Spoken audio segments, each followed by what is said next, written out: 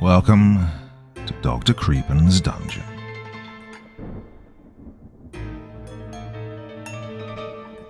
Alien life forms scare us because they represent the ultimate unknown, beings that may not think, feel, or behave in any way we understand.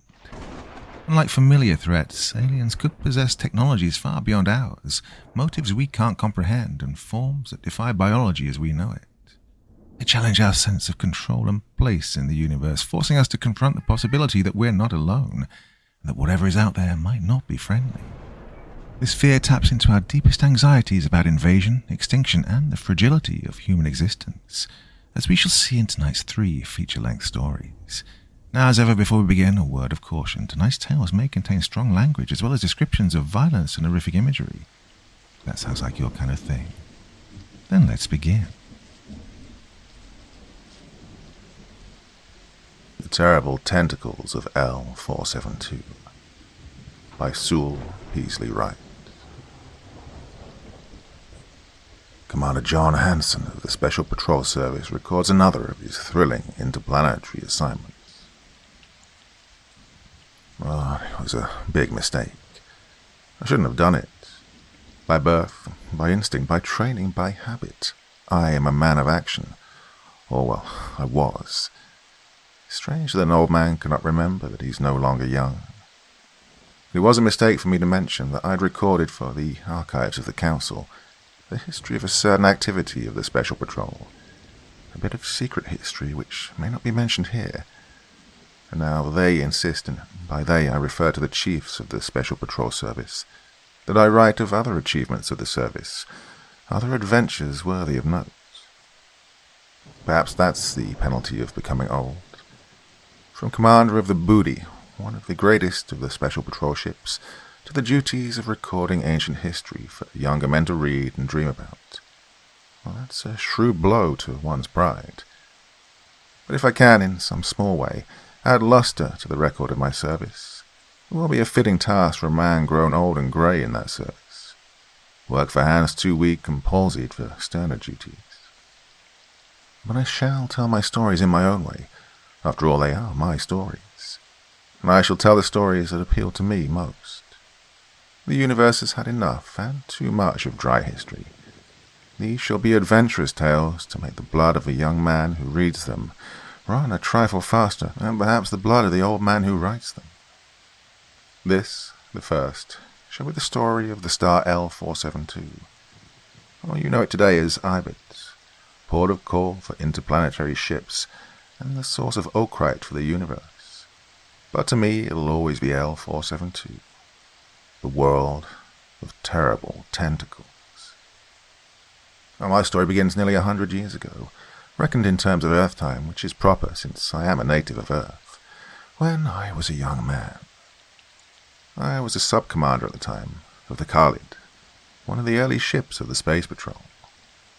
We'd been called to Xenia on special orders, and Commander Jameson, after an absence of some 2 hours, returned to the Khalid with his face shining, one of his rare smiles telling me in advance that he had news, and good news. He hurried me up to the deserted navigating room and waved me to a seat. "Hanson," he said, "I'm glad to be the first to congratulate you. You are now Commander John Hanson of the Special Patrol Ship Khalid." "Sir," I gasped, "do you mean—" His smile broadened. From the breast pocket of the trim blue and silver uniform of our service, he drew a long, crackling paper. "Your commission," he said. "I'm taking over the Borealis." It was my turn to extend congratulations then. The Borealis was the newest and greatest ship of the service. We shook hands, that ancient gesture of good fellowship on Earth. But as our hands unclasped, Jameson's face grew suddenly grave. "I have more than this news for you, though," he said slowly. "You're to have a chance to earn your comet, hardly." I smiled broadly at the mention of the comet, the silver insignia worn over the heart that would mark my future rank as commander, replacing the 4-rayed star of a sub-commander which I now wore on my tunic. Tell me more, sir," I said confidently. "You've heard of the Special Patrol Ship Philanus?" asked my late commander gravely.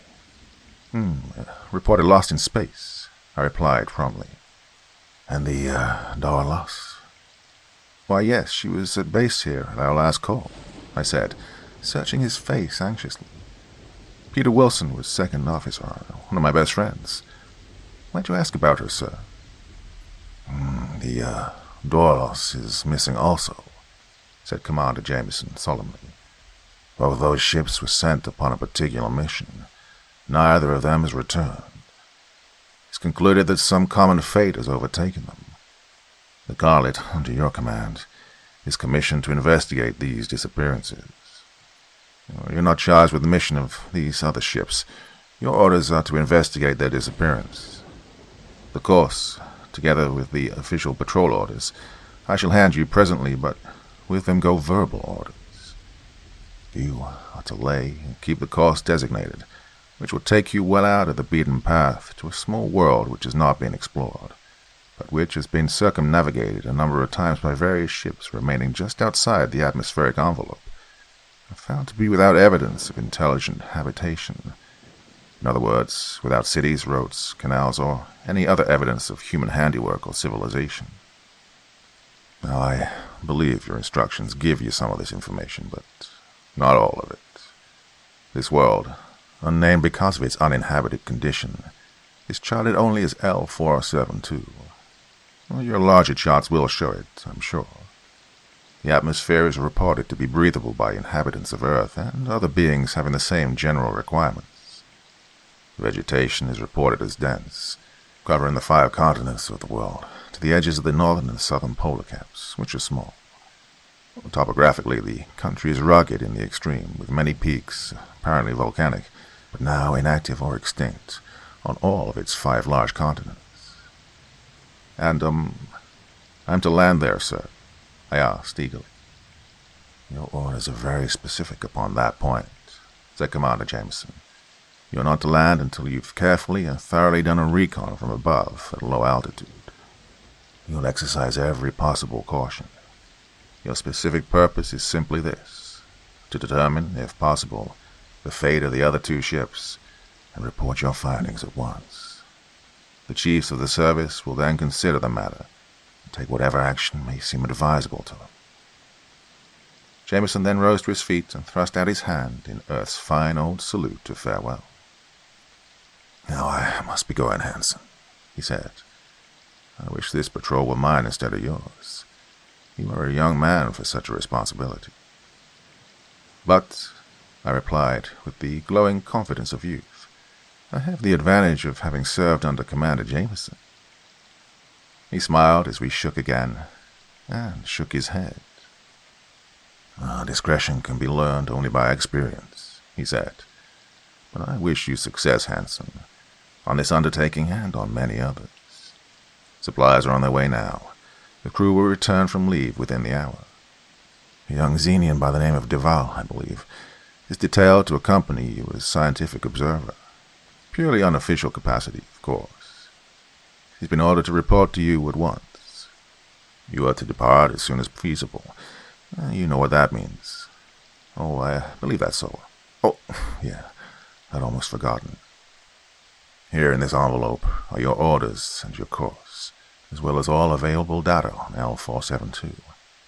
And this little casket is your comet, Hansen. I know you'll wear it with honor." "Thank you, sir," I said, a bit huskily. I saluted then, and Commander Jameson acknowledged the gesture with stiff precision. Commander Jameson always had the reputation of being something of a martinet. When he'd left, I picked up the thin blue envelope he'd left me.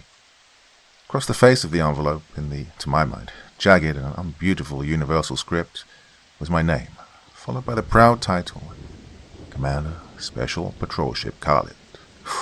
My first orders. There was a small oval box of blue leather with a silver crest of the service in bas relief on the lid. I opened the case and gazed with shining eyes at the gleaming silver comet that nestled in there. Then slowly I unfastened the 4-8 star on my left breast and placed in its stead the insignia of my commandership.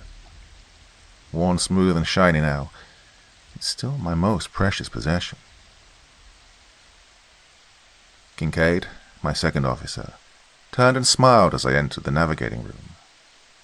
L472 now registers maximum attraction, sir, he reported. Dead ahead and coming up nicely. My last figures, completed about 5 minutes ago, indicate that we should reach the gaseous envelope in about 10 hours. Kincaid was also a native of Earth, and we commonly used Earth-time measurements in our conversation.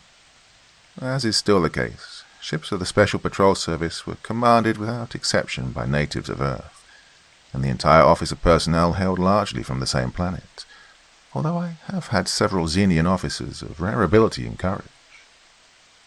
I nodded and thanked him for the report. Maximum attraction, eh?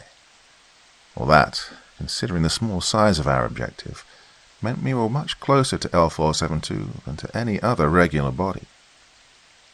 Mechanically, I studied the various dials about the room. The attraction meter, as Kincaid had said, registered several degrees of attraction, and the red slide on the rim of the dial was squarely at the top, showing that the attraction was coming from the world at which our nose was pointed. The surface temperature gauge was normal. Internal pressure, normal. Internal moisture content, a little high. Kincaid, watching me, spoke up. "I've already given orders to dry out, sir," he said. "Very good, Mr. Kincaid. Well, it's a long trip, and I want the crew in good condition." I studied the two charts, one showing our surroundings laterally, the other vertically, all bodies about us represented as glowing spots of green light of varying sizes. The ship itself was a tiny scarlet spark. Everything ship-shape, perhaps a degree or two of elevation when we were a little closer. "May I come in, sir?" broke in a gentle, high-pitched voice. "Certainly, Mr. Duval," I replied, answering in the universal language in which the request had been made. "You're always very welcome." Duval was a typical Xenian of the finest type, slim, very dark, and with the amazingly intelligent eyes of his kind. His voice was very soft and gentle, and like the voice of all his people, clear and high-pitched. "Thank you," he said. "I guess I'm over-eager, but there's something about this mission of ours that worries me. I seem to feel—" He broke off abruptly and began pacing back and forth across the room. I studied him, frowning. The Xenians have a strange way of being right about such things. Their high-strung, sensitive natures seem capable of responding to these delicate, vagrant forces which even now are only incompletely understood and classified. "You're not used to work of this sort," I replied, as bluffly and heartily as possible. "There's nothing to worry about." "The commanders of the two ships that disappeared probably felt the same way, sir," said Duval. "I should have thought the chiefs of the Special Patrol Service would have sent several ships on a mission such as this." "Easy to say," I laughed bitterly. "Well, if the Council would pass the appropriations we need, we might have ships enough so that we could send a fleet of ships when we wished. And instead of that, the Council, in its infinite wisdom, builds greater laboratories and schools of higher learning, and lets the patrol get along as best it can. It was from the laboratories and the schools of higher learning that all these things sprang," replied Duval quietly, glancing around at the array of instruments which made navigation in space possible. "True," I admitted rather shortly. "We must work together. And as for what we shall find upon the little world ahead, we shall be there in 9 or 10 hours. You may wish to make some preparations." 9 or 10 hours? That's Earth time, isn't it? Let's see. That's about 2.5 Inaros. "Correct," I smiled. The universal method of reckoning time had never appealed to me. For those of my readers who may only be familiar with Earth time measurements, an Inar is about 18 Earth days, an Inaran a little less than 2 Earth days, and an Enaro nearly 4.5 hours. Well, the universal system has the advantage, I admit, of a decimal division, and I've found it clumsy always. I may be stubborn and old-fashioned, but a clock face with only 10 numerals and one hand still strikes me as being unbeautiful and inefficient. 2.5 inaros, repeated Duval thoughtfully. I believe I shall see if I can get a little sleep now. I should not have brought my books with me, I'm afraid. I read when I should sleep. Will you call me should there be any developments of interest? I assured him that he would be called as he requested, and he left. A decent sort of chap, sir, observed Kincaid, glancing at the door through which Duval had just departed. A student, I nodded, with the contempt of violent youth for the man of gentler pursuits than mine, and turned my attentions to some calculations for entry in the law. Busied with the intricate details of my task, time passed rapidly. The watch changed, and I joined my officers in the tiny, arched dialing salon. It was during the meal that I noticed for the first time a sort of tenseness. Every member of the mess was unusually quiet. And though I would not have admitted it then, I was not without a good deal of nervous restraint myself. "Gentlemen," I remarked when the meal was finished, "I believe you understand our present mission. Primarily, our purpose is to ascertain, if possible, the fate of 2 ships that were sent here and who have not returned. We're now close enough for reasonable observation by means of the television disc, and I shall take over its operation myself. Well, there's no gainsaying the fact that whatever fate overtook the 2 other patrol ships might also lay in wait for us. My orders are to observe every possible precaution and to return with a report. And I'm going to ask that each of you proceed immediately to his post and make ready, so far as possible, for any eventuality. Warn the watch which has just gone off to be ready for instant duty. The disintegrator ray generators should be started and be available for instant emergency use, maximum power, and have the bombing crews ready for standby." "What do you anticipate, sir?" asked Corey, my new sub-commander. The other officers waited tensely for my reply. "I don't know, Mr. Corey," I admitted reluctantly. "We have no information upon which to base an assumption. We do know that 2 ships have been sent there, and neither of them have returned. Something prevented that return, and we must endeavor to prevent that same fate from overtaking the Carlet and ourselves." Part 2. Hurrying back to the navigating room, I posted myself beside the cumbersome, old-fashioned television instrument. Well, 472 was near enough now to occupy the entire field, with the range hand at maximum. 1 whole continent and parts of 2 others were visible. Not many details could be made out, though. I waited grimly while an hour, then 2 hours went by. My field narrowed down to 1 continent, then to a part of 1 continent. I glanced up at the surface temperature gauge and noted that the hand was registering a few degrees above normal. Corey, who had relieved Kincaid as navigating officer, followed my gaze. "Shall we reduce speed, sir?" he asked crisply. "To twice atmospheric speed," I nodded. "When we enter the envelope proper, reduce to normal atmospheric speed. Order your course upon entering the atmosphere proper, and work back and forth along the emerging twilight zone, from the North Polar Cap to the Southern Cap, and so on." "Yes, sir," he replied, and repeated the orders to the control room forward. I pressed the attention signal of Duval's cubicle and informed him that we were entering the outer atmospheric fringe. "Thank you, sir," he said eagerly. "I shall be with you immediately." In rapid succession, I called various officers and gave terse orders. Double crews on duty in the generator department, the ray projectors, the atomic bomb magazines, and the release tubes. Observers at all observation posts. Operators at the 2 smaller television instruments to comb the terrain and report instantly about any object of interest. With the 3 of us searching, it seemed incredible that anything could escape us. At atmospheric altitudes, even the 2 smaller television instruments would be able to pick up a body the size of one of the missing ships. Duval entered the room as I finished giving my orders. "Strange world, Duval," I commented, glancing towards the television instrument.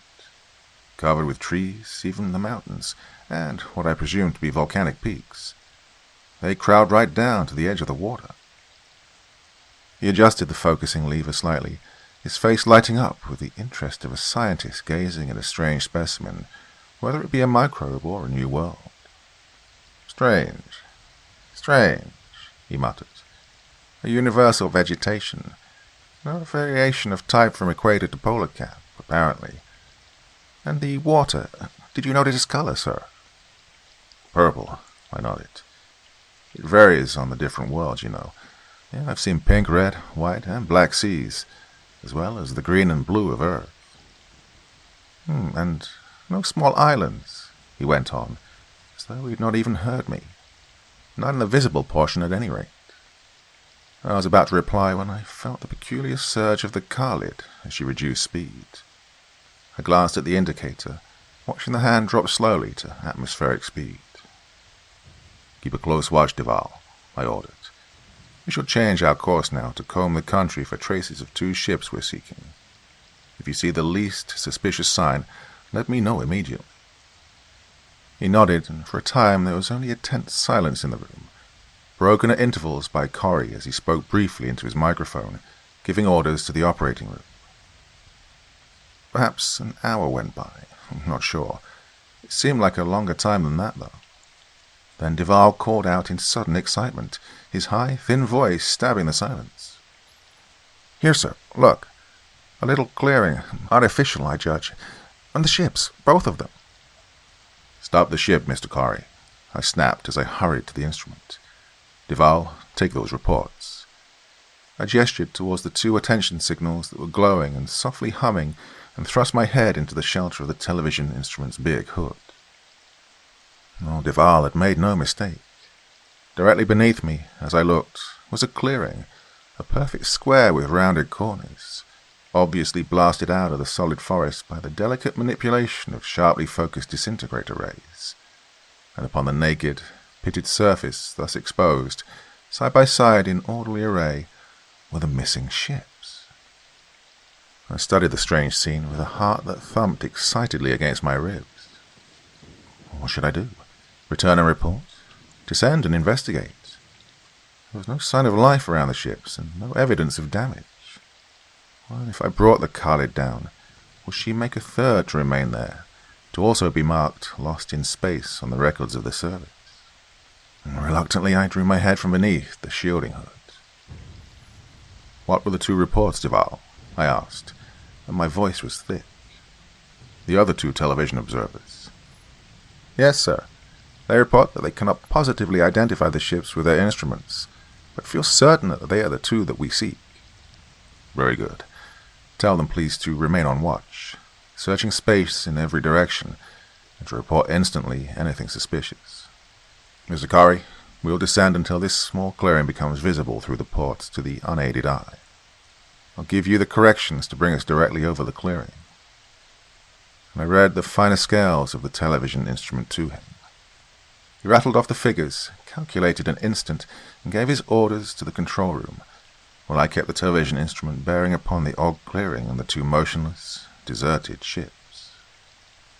As we settled, I could make out the insignia of the ships, could see the pitted, stained earth of the clearing, brown with the dust of disintegration. I could see the surrounding trees very distinctly now. They seemed really similar to our weeping willows on Earth, which I perhaps should explain, since it's impossible for the average individual to have a comprehensive knowledge of the flora and fauna of the entire known universe, is a tree of considerable size, having long, hanging branches arching from its crown and reaching nearly to the ground. These leaves, like typical willow leaves, were long and slender, of rusty green color. The trunks and branches seemed to be black or dark brown, and the trees grew so thickly that nowhere between their branches was the ground visible. 5,000 feet, sir, said Corey, directly above the clearing. Shall we descend further? 1,000 feet at a time, Mr. Corey, I replied, after a moment's hesitation. My orders are to exercise the utmost caution. Mr. Duval, please make a complete analysis of the atmosphere. I believe you are familiar with the traps provided for the purpose. Yes, you propose to land, sir? I propose to determine the fate of those 2 ships and the men who brought them here, I said with sudden determination. Duval did not reply, but as he turned to obey orders, I saw that his presentiment of trouble had not left him. 4,000 feet now, sir, said Corrie. I nodded, studying the scene below us. The great hooded instrument brought it within, apparently, 50 feet of my eyes, but the great detail revealed nothing of interest. The two ships lay motionless, huddled close together. The great circular door of each was open, as though opened that same day, or maybe a century before. 3,000 feet, sir, said Corrie. Proceed at the same speed, I replied. Whatever fate had overtaken the men of the other ships had caused them to disappear entirely, and without sign of a struggle. But what conceivable fate could that be? 2,000 feet, sir, said Corrie. Good, I said grimly. Continue with the descent, Mr. Corrie.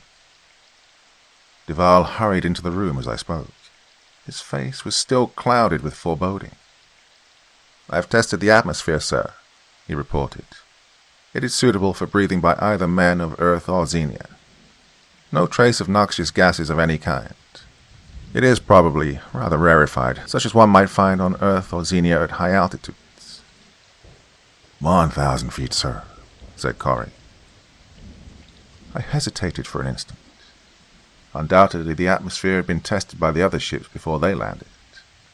In the case of the second ship, at any rate, those in command must have been on the alert against danger. And yet both of those ships lay there motionless, vacant, deserted. I could feel the eyes of the men on me. My decision must be delayed no further. We will land, Mr. Corrie, I said grimly. Near the two ships, please. Very well, sir, nodded Corrie, and spoke briefly into the microphone. I might warn you, sir, said Duval quietly, to govern your activities once outside, free from the gravity pads of the ship, on a body of such small size. Well, an ordinary step will probably cause a leap of considerable distance. Yeah, thank you, Mr. Duval. That is a consideration I'd overlooked. I shall warn the men. We must... And at that instant I felt the slight jar of landing. I glanced up, met Corrie's grave glance squarely. Grounded, sir, he said quietly. Very good, Mr. Corrie. Keep the ship ready for instant action, please, and call the landing crew to the forward exit. Will you accompany us, Mr. Duval? Certainly, sir. Good. You understand your orders, Mr. Corrie? Yes, sir. I then returned his salute and led the way out of the room, Duval close on my heels. The landing crew was composed of all men not at regular stations, nearly half of the Khalid's entire crew. They were equipped with the small atomic power pistols as sidearms, and there were 2 3-man disintegrator ray squads. We all wore menores, which were unnecessary in the ship, but decidedly useful outside. Oh, I might add that the menore of those days was not the delicate, beautiful thing that it is today. It was comparatively crude, a clumsy band of metal in which were embedded the vital units in the tiny atomic energy generator, and was worn upon the head like a crown. But for all its clumsiness, it conveyed and received thought, and, after all, that was all we demanded of it. I caught a confused jumble of questioning thoughts as I came up, and took command of the situation promptly. It will be understood, of course, that in those days men had not learned to blank their minds against the menore, as they do today. It took generations of training to perfect that ability. Open the exit, I ordered Kincaid, who was standing by the switch, key in the lock. Yes, sir, he thought promptly, and unlocking the switch, released the lever.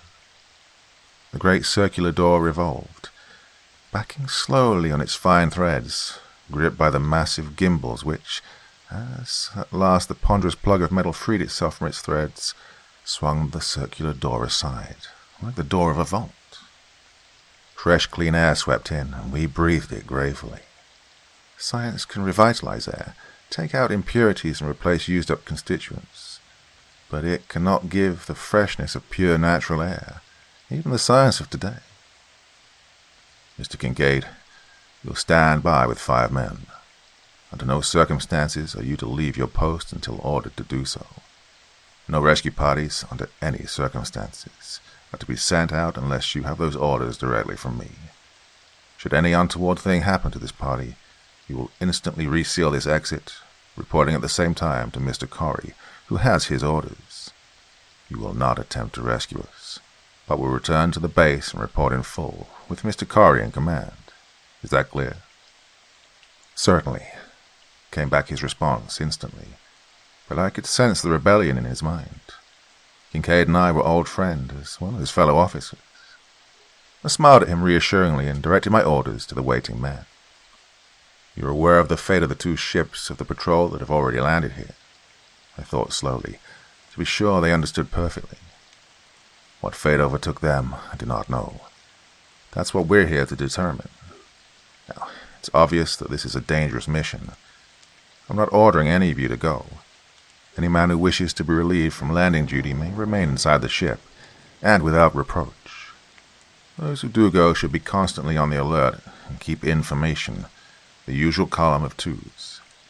Be very careful when stepping out of the ship to adjust your stride to the lessened gravity of this small world. Watch this point. I then turned to Duval, motioned him to fall in at my side. With a backward glance, we marched out of the ship, treading very carefully to keep from leaping into the air with each step. 20 feet away, I glanced back. There were 14 men behind me. Not a single man of the landing crew had remained in the ship.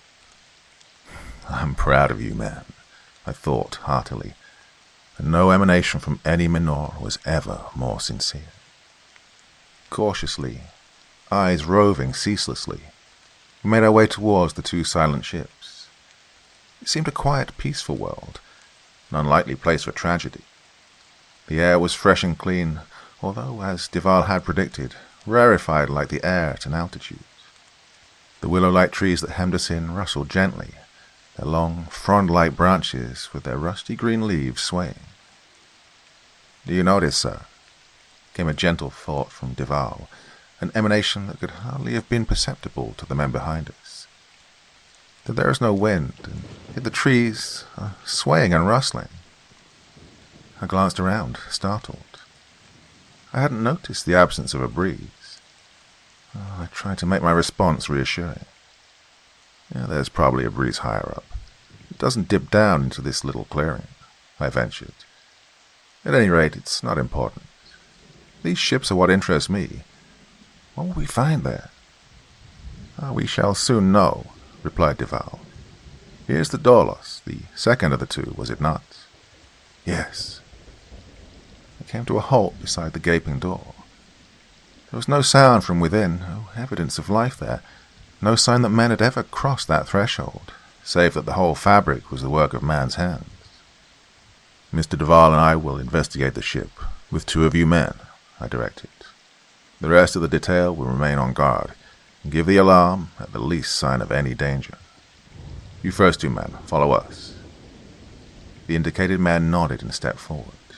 There, yes, sirs, came surging through my menore like a single thought.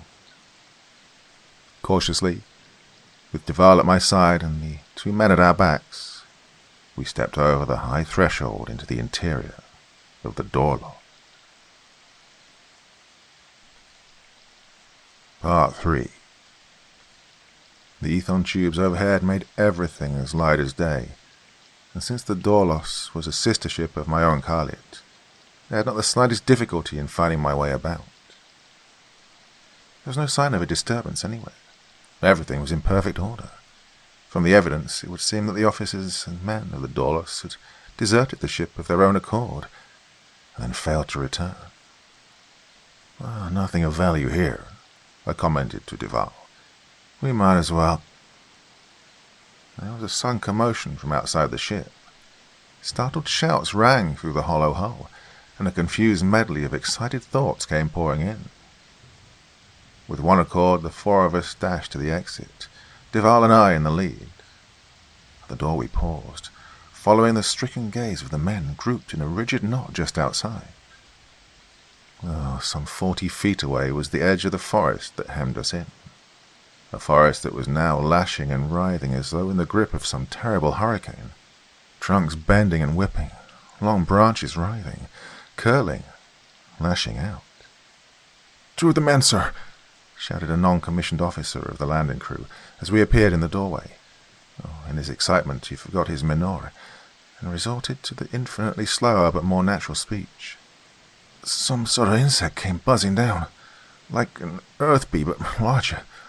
One of the men slapped it and jumped aside, forgetting the low gravity here. He shot into the air, and another of the men made a grab for him. They both went sailing into the trees. Look!" But I had already spotted the two men. The trees had them in their grip. Long tentacles curled around them, a dozen of the great willow-like growths apparently fighting for possession of the prizes. And all around, far out of reach, the trees of the forest were swaying restlessly, their long pendulous branches, like tentacles, lashing out hungrily. "The rays, sir," snapped the thought from Duval, like a flash of lightning. "Concentrate the beams. Strike at the trunks." Right. My orders emanated on the heels of the thought more quickly than one word could have been uttered. The 6 men who operated the disintegrator rays were stung out of their startled immobility, and the soft hum of the automatic power generators deepened. Strike at the trunks of the trees. Beams narrowed to a minimum. Action at will. The invisible rays swept long gashes into the forest as the trainers squatted behind their sights, directing their long, gleaming tubes. Branches crashed to the ground, suddenly motionless. Thick brown dust dropped heavily. A trunk, shortened by 6 inches or so, dropped into its stub and fell with a prolonged sound of rending wood. The trees against which it had fallen tugged angrily at their trapped tentacles. One of the men rolled free, staggered to his feet, and came lurching toward us. Trunk after trunk dropped onto its severed stub and fell among the lashing branches of its fellows. The other man was caught for a moment in a mass of dead and motionless wood, but a cunningly directed ray dissolved the entangling branches around him, and he lay there, free but unable to arise. The rays played on ruthlessly. The brown heavy powder was falling like greasy soot. Trunk after trunk crashed to the ground, slashed into fragments. "Right, cease action," I ordered, and instantly the eager whine of the generators softened to a barely discernible hum. 2 of the men, under orders, raced out to the injured man, while the rest of us clustered around the first of the 2 to be freed from the terrible tentacles of the trees. His menore was gone. His tight-fitting uniform was in shreds and blotched with blood. There was a huge crimson welt across his face, and blood dripped slowly from the tips of his fingers. "God!" he muttered unsteadily as kindly arms lifted him with eager tenderness. "They're alive, like snakes, and they're hungry." "Take him to the ship," I ordered. "He's to receive treatment immediately." I turned to the detail that was bringing in the other victim. The man was unconscious and moaning, but suffering more from shock than anything else. A few minutes under the helio emanations and he'd be fit for light duty. As the men hurried him to the ship, I turned to Duval. He was standing beside me, rigid, his face very pale, and his eyes fixed on space. "What do you make of it, Mr. Duval?" I questioned him. "Of the trees?" He seemed startled, as though I'd aroused him from deepest thought. "They are not difficult to comprehend, sir. There are numerous growths that are primarily carnivorous. We have the fintal vine on Xenia, which coils instantly when touched, and thus traps many small animals which it wraps about with its folds and digests through sucker-like growths. On your own Earth there are, we learn, hundreds of varieties of insectivorous plants. The Venus flytrap, known otherwise as Dionia muscipula, which has a leaf hinged in the median line with teeth-like bristles. The 2 sections of the leaf snap together with considerable force when an insect alights upon the surface, and the soft portions of the catch are digested by the plant before the leaves open again. The pitcher plant is another native of Earth, and several varieties of it are found on Xenia and at least 2 other planets. It traps its game without movement, but is nevertheless insectivorous. You have another species on Earth that is, or was, very common, the Mimosa pudica. Perhaps you know it as the sensitive plant. It doesn't trap insects, but it has a very distinct power of movement, and is extremely irritable. So it's not at all difficult to understand a carnivorous tree, capable of violent and powerful motion. This is undoubtedly what we have here, a decidedly interesting phenomena, but not difficult to comprehend. Well, it seems like a long explanation as I record it here, but emanated as it was, it took but an instant to complete it. Mr. Duval went on without a pause. I believe, however, that I have discovered something far more important. How is your menor adjusted, sir? At minimum. Turn it to maximum, sir. I glanced at him curiously, but obeyed. And new streams of thought poured in upon me. Kincaid, the guard at the exit, and, well, something else. I blanked out Kincaid and the men, feeling Duval's eyes searching my face. There was something else. Something... I focused on the dim, vague emanations that came to me from the circlet of my menor, and gradually, like an object seen through heavy mist, I perceived the message. Wait. We're coming, through the ground. The trees, disintegrate them, all of them, all you can reach. But not the ground, not the ground. Peter, I shouted, turning to Duval. That's Peter Wilson, second officer of the Dorlos. Duval nodded, his dark face alight. Let's see if we can answer him, he suggested, and we concentrated all of our energy on a single thought. We understand. We understand. Well, the answer came back instantly. Oh, good. Thank God. Sweep them down, Hanson. Every tree. Kill them. Kill all of them. Kill them. The emanation fairly shook with hate. We're coming to the clearing. Wait. While you wait, use your rays upon those accursed hungry trees. Grimly and silently we hurried back to the ship. Duval, the savant, snatching up specimens of earth and rock here and there as he went. The disintegrator rays of the portable projectors were no more than toys compared with the mighty beams the Khalid was capable of projecting, with her great generators to supply power. Even with the beams narrowed to the minimum, they cut a swath a yard or more in diameter, and their range was tremendous. Although working rather less rapidly as the distance and power decreased, they were effective over a range of many miles. From their blasting beams the forest shriveled and sank into tumbled chaos. A haze of brownish dust hung low over the scene, and I watched with a sort of awe. It was the first time I'd ever seen the rays at work on such wholesale destruction. The startling thing became evident soon after we began our work. This world, which we had thought to be void of animal life, proved to be teeming with it. From out of the tangle of broken and harmless branches, thousands of animals appeared. The majority of them were quite large, perhaps the size of full-grown hogs, which earth animal they seemed to resemble, save that they were a dirty yellow color and had strong, heavily clawed feet. These were the largest of the animals, but there were myriads of smaller ones, all of them pale or neutral in color, and apparently unused to such strong light, for they ran blindly, wildly seeking shelter from the universal confusion.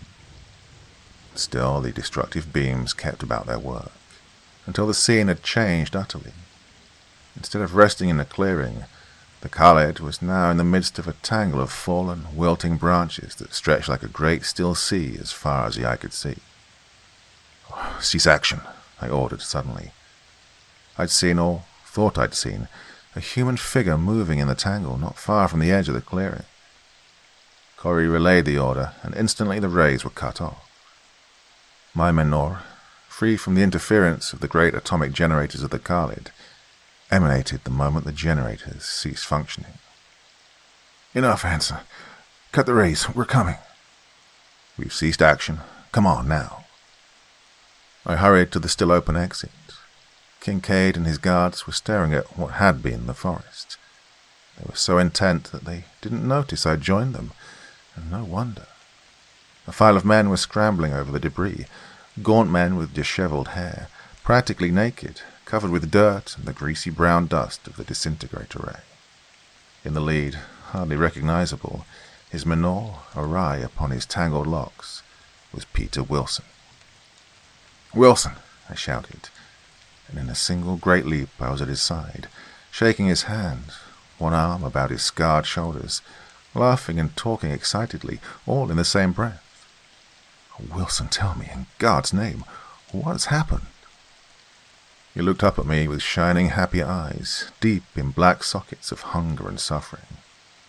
"The part that counts," he said hoarsely, "is that you're here, and we're here with you. My men need rest and food. Not too much food at first, but we are starving. I'll give you the story of as much of it as I know while we eat." I sent my orders ahead. For every man of that pitiful crew of survivors, there were 2 eager men of the Khalid's crew to minister to them. In the little dining salon of the officers' mess, Wilson gave us the story, while he ate slowly and carefully, keeping his ravenous hunger in check. "It's a weird sort of story," he said. "I'll cut it as short as I can. I'm too weary for details.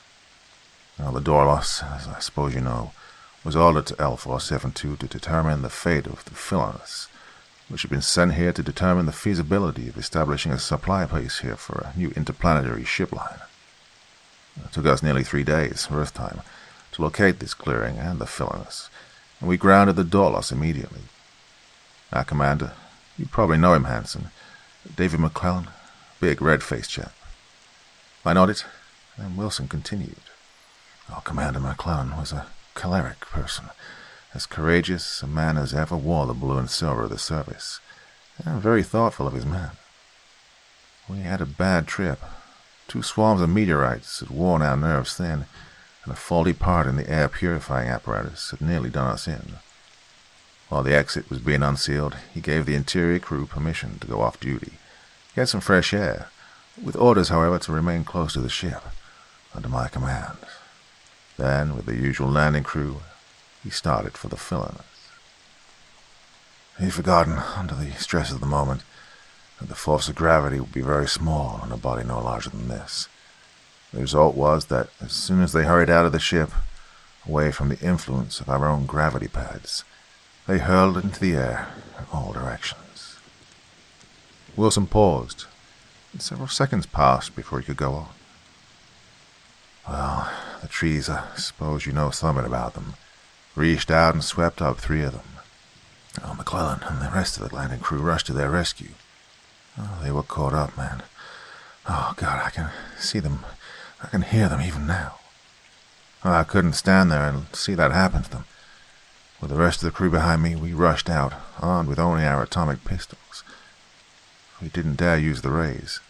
There were a dozen men caught up everywhere in those hellish tentacles. I don't know what I thought we could do. I knew only that I must do something. Our leaps carried us over the tops of the trees that were fighting for the bodies of McClellan and the rest of the landing crew. I saw then, when it was too late, there was nothing we could do. The trees had done their work. They were feeding. Perhaps that's why we escaped. We came down in a tangle of whipping branches. Several of my men were snatched up. The rest of us saw how helpless our position was, and that there was nothing we could do. We saw, too, that the ground was literally honeycombed, so we dove down these burrows, out of the reach of the trees. There were 19 of us that escaped. I can't tell you how we lived, but I wouldn't if I could. The burrows had been dug by the pig-like animals that the trees live upon, and they led eventually to the shore where there was water. Got horrible bitter stuff, but not salty, and apparently not poisonous. We lived on these pig-like animals, and we learned something of their way of life. The trees seemed to sleep, or at least become inactive at night. Not unless they're touched do they lash out with their tentacles. At night the animals feed, largely upon the large, soft fruit of these trees. Of course, large numbers of them make a fatal step each night, but they are prolific, and their ranks don't suffer. Well, of course, we tried to get back to the clearing and the Dorlos, first by tunneling, Well, that was impossible, we found, because the rays used by the villainous in clearing a landing place had acted somewhat upon the earth beneath. They had turned to powder. Our burrows fell in upon us faster than we could dig them out. Well, 2 of our men lost their lives that way. Then we tried creeping back by night, but we couldn't see as can the other animals here, and we quickly found out it was suicide to attempt such tactics. 2 more of the men were lost in that fashion, and that left 14 of us. Well, we decided then to wait. We knew there'd be another ship along sooner or later. Luckily, one of the men had somehow retained his menore, and we treasured that as we treasured our lives. Today, when deep in our runways beneath the surface we felt, or heard, the crashing of the trees, we knew the service had not forgotten us. So I put on the menore. Well, I think you know the rest now, gentlemen. There were 11 of us left. Here we are, all that's left of the door-lost group. We found no trace of any survivor of the villainous. Unaware of the possibility of danger, they were undoubtedly all victims of the trees. Wilson's head dropped forward on his chest. He straightened up with a start and an apologetic smile. "I believe, Hanson," he said slowly, "I'd better get a little rest." And he slumped forward on the table in the death-like sleep of utter exhaustion. And there the interesting part of the story ends. The rest is history, and there's too much dry history in the universe already. Defy wrote 3 great volumes on L472, or IBIT as it's called now. One of them tells in detail how the presence of constantly increasing quantities of volcanic ash robbed the soil of that little world of its vitality, so that all forms of vegetation except the one became extinct, and how through a process of development and evolution, those trees became carnivorous. The second volume is a learned discussion of the tree itself. It seems that a few specimens were spared for study, isolated on a peninsula on one of the continents, and turned over to Defy for observation and dissection. All I can say for the book is that it's probably accurate. Certainly it's neither interesting nor comprehensible. And then, of course, there is his treatise on ocrite. How he happened to find the ore, the probable amount available on L472, or IBIT if you prefer, and an explanation of his new method of refining it. I saw him frantically gathering specimens while we were getting ready to leave, but it wasn't until after we'd departed that he mentioned what he'd found. I have a set of these volumes somewhere. Defy autographed them and presented me with them. They established his position, I understand, in this world of science, and of course the discovery of this new source of ocrite was a tremendous find for the whole universe. Interplanetary transportation wouldn't be where it is today if it weren't for this inexhaustible source of power. And yes, Defy became famous and very rich. I received the handshakes and the gratitude of the 11 men we rescued, and exactly 9 words of commendation from the chief of my squadron. "You are a credit to the service, Commander Hanson." Well, perhaps, to some who read this, it will seem that Defy fared better than I. But to men who have known the comradeship of the outer space, the heartfelt gratitude of 11 friends is a precious thing. And to any man who has ever worn the blue and silver uniform of the Special Patrol Service, those 9 words from the Chief of Squadron will sound strong. Chiefs of squadrons in the Special Patrol Service, at least in those days, gave scant praise.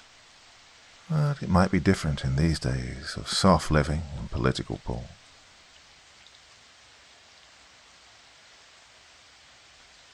The Earthman's Burden. Denny O'Leary was playing blackjack when the Colonel's orderly found him. He hastily buttoned his tunic and, in a few minutes, alert and very military, was standing at attention in the little office on the ground floor of the Denver IFP barracks. His swanky blue uniform fitted without a wrinkle. His little round skullcap was perched at the regulation angle. "O'Leary," said the Colonel, "they're having a little trouble at the Blue River Station, Mercury." "Trouble? Oh," O'Leary said placidly. The Colonel looked him over. he saw a man past his first youth, 35, possibly 40. O'Lear was well-knit, sandy-haired, not over 5 feet 6 inches in height. His hair was close-cropped, his features phlegmatic, his eyes a light blue with thick, short, light-coloured lashes, his teeth excellent. The scar, dead white on a brown cheekbone, was a reminder of an encounter with one of the numerous saurians of Venus. "I'm sending you," explained the colonel, "'cause you're more experienced and not like some of these kids, always spoiling for a fight. There's something strange about this affair. Moronis, factor of the Blue River Post, reports that his assistant has disappeared. Vanished, simply gone. But only 3 months ago, the former factor, Ramonas was his assistant, disappeared too. No hide nor hair of him. Moronis reported to the company, the Mercurian trading concession, and they called me. Something, they think, is definitely rotten." "Yes, sir." "I guess I needn't tell you," the colonel went on, "that you have to use tact. People don't seem to appreciate the force. What with the lousy politicians begrudging every cent we get, and a bunch of suspicious foreign powers afraid we'll get too good." "Yeah, I know. Tact. That's my motto. No rough stuff." He saluted, turned on his heel. "Hey, just a minute." The colonel had arisen. He was a fine, ascetic type of man. He held out his hand. "Goodbye, O'Lear. Watch yourself." When O'Lear had taken his matter-of-fact departure, the colonel ran his fingers through his whitening hair. In the past several months, he'd sent 5 of his best men on dangerous missions requiring tact, courage, and, so it seemed, very much luck. And only 2 of the 5 had come back. In those days, the interplanetary flying police did not enjoy the tremendous prestige it does now. The mere presence of a member of the force is enough, in these humdrum days of interplanetary law and order, to quell the most serious disturbance anywhere in the solar system. But it was not always thus. This astounding prestige had to be earned with blood and courage, in many a desperate and lonely battle. It had to be snatched from the dripping jaws of death. O'Lear checked over his flying ovoid, got his bearings from the port astronomer, set his coordinate navigator, and shoved off. 2 weeks later, he plunged into the thick, misty atmosphere on the dark side of Mercury. Ancient astronomers had long suspected that Mercury always presented the same side to the sun, though they were ignorant that the little planet had water and air. Its sunward side is a dreary, sterile, hot and hostile desert. Its dark side is warm and humid, and resembles to some extent the better-known jungles and swamps of Venus. But it has a favoured belt, some hundreds of miles wide, around its equator, where the enormous sun stays perpetually in one spot on the horizon.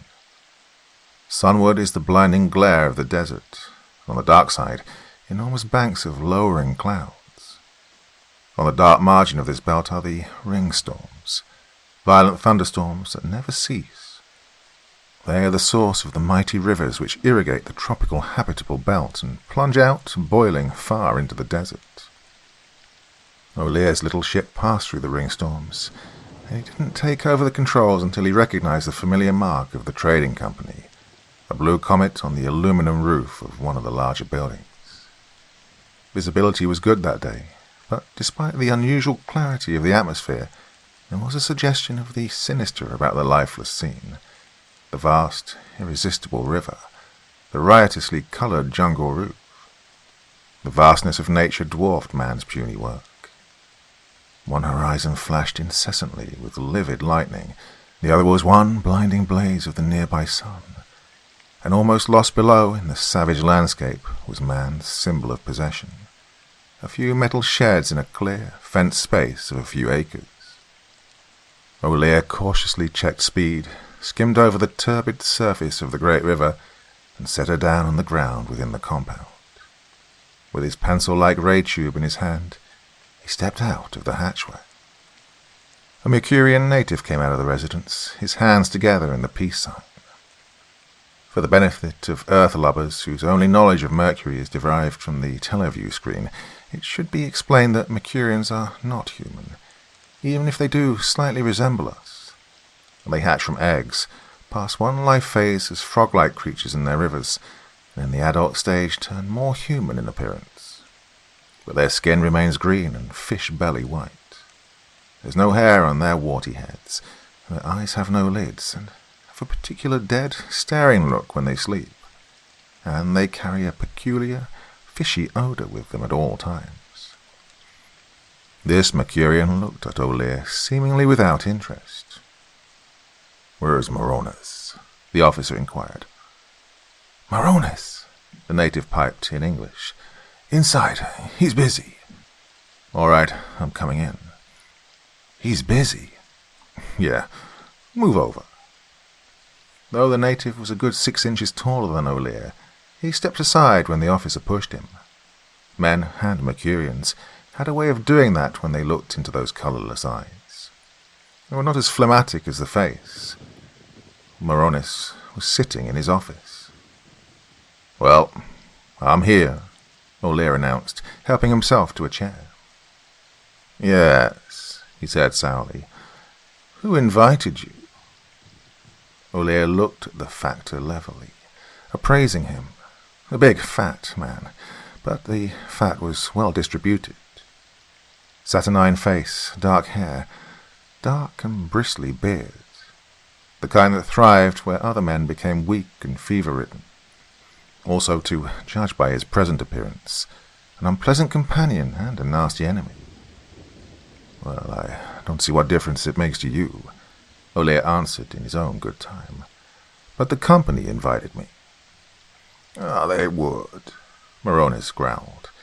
His eyes flickered to the door, and, quick as a cat, O'Lear leapt to one side, his ray pencil in his hand. Moronis hadn't moved. In the door stood the native, motionless and without expression. Moronis laughed nastily. "Kind of jumpy, eh? What is it, Nargil?" Nargil burst into a burbling succession of native phrases, which O'Lear had some difficulty following. Nargil wants you to move your ship into one of the sheds, but the activator key's gone." "Yeah, I know," O'Lear assented casually. "I've got it.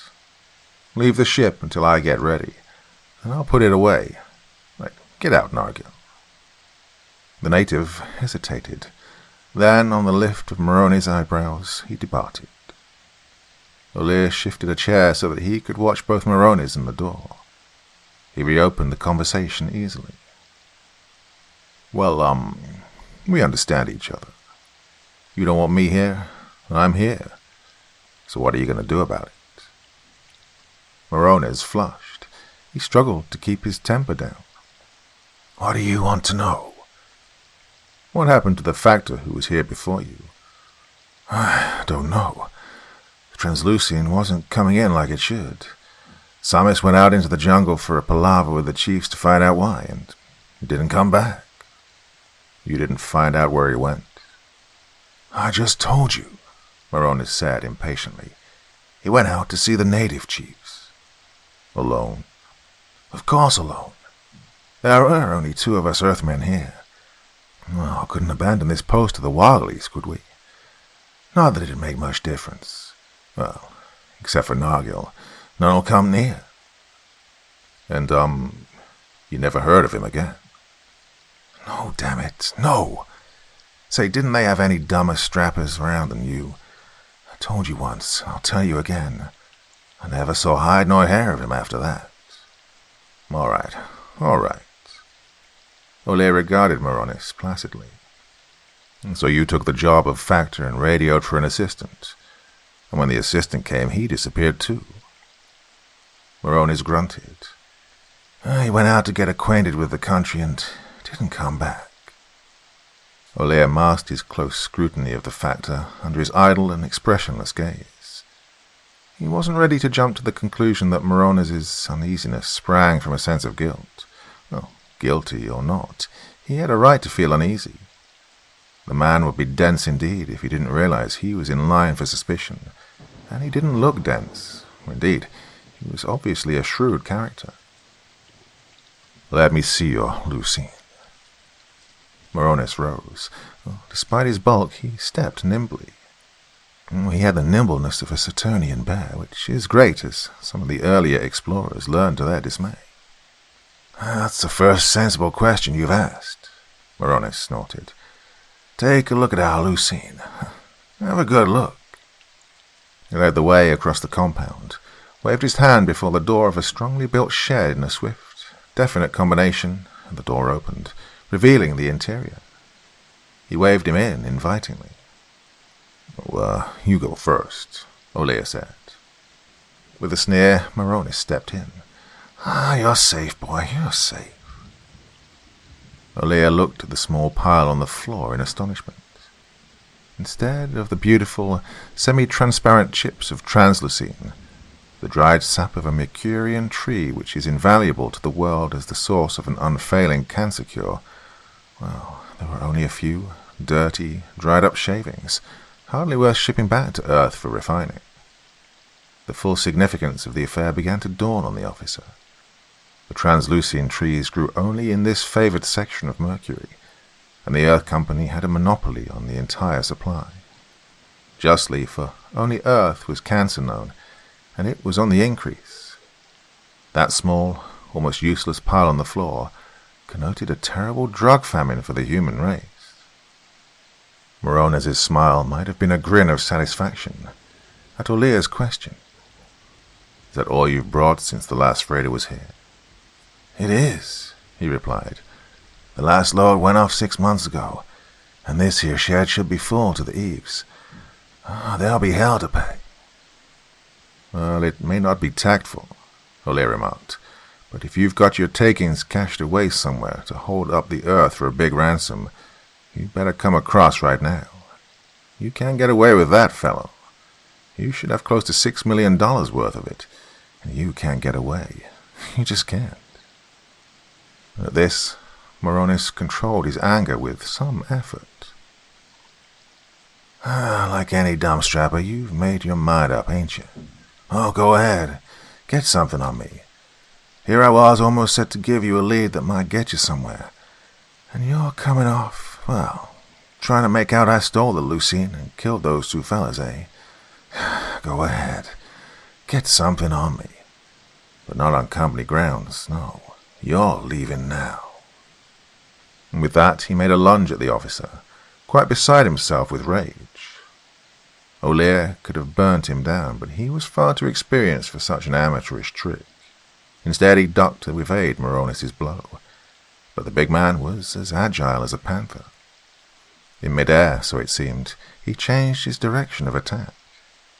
The big fist swept downward, striking Olea's head a glancing blow. But the men of the Force have always been fighters, whatever their shortcomings as diplomats. Olea countered with a strong right to the body, thudding solidly, for Moronis' softness did not go far below the surface. The factor whirled instantly, but not quite fast enough to bar the door. Olea was out and inside his ship in a few seconds, slamming the hatch. Tact, he grinned to himself, inserting the activator key. Tact is what a fellow needs. The little space flyer shot aloft until the tiny figure of the factor stopped shaking its fist and entered the residence. The post had a flyer of its own, of course, but Moronis was too wise to use it in pursuit. Olea considered what was best to do. Well, of course, he could have placed Moronis under arrest. Still could, but that wouldn't solve the mystery of the 2 deaths and the missing Lucine. If the choleric factor was really guilty of the crimes, it'd be better to let him go his way in the hope that he'd betray himself. Olea regretted that he'd not kept his tongue under closer curb, but there was no use regretting. Perhaps, after all, he ought to turn back to Pump Moronis for some helpful information. His mind made up, he descended again until he was hovering a few feet from the ground. "Moronis," he called. "Moronis." He held the hatch open. Moronis came to the door of the residence. He had a tube in his hand, a long-range weapon. "Moronis," O'Lear declared pompously, "I place you under arrest." Well, the effect was instantaneous. Moronis lifted the tube, and a glimmering, iridescent beam sprang out. The ship was up and away in a second, lurching and shivering uncomfortably every time the beam struck it in its upward flight. A good few seconds continued impingement, but a miss is as good as a light year. Miles high, O'Lear looked into his telens. Moronis had laid aside his tube and was working with an instrument like a twin transit, plotting the ship's course naturally. O'Lear set his course for the Earth, and kept on it for a good 24 hours. Moronis, if he was still watching him, would think he'd gone back for reinforcements. Of course, such an assumption would be incredible now, but that was before the IFP had achieved its present tremendous reputation. Beyond observation range, O'Lear curved back toward Mercury again, and was almost inside its atmosphere when he made a discovery that caused him to lose for a moment his natural indifference, and to clamp his jaws in anger. The current oxygen tank had become empty, and when he removed it from the rack and put in a new one, he found that someone had let out all of his essential gas. The valve of every one of his spare tanks had been opened. Had O'Lear actually continued on his way to Earth, he would have perished miserably of suffocation long before he could have returned to the Mercurian atmosphere. The officer whistled tunelessly through his teeth as he considered this fact.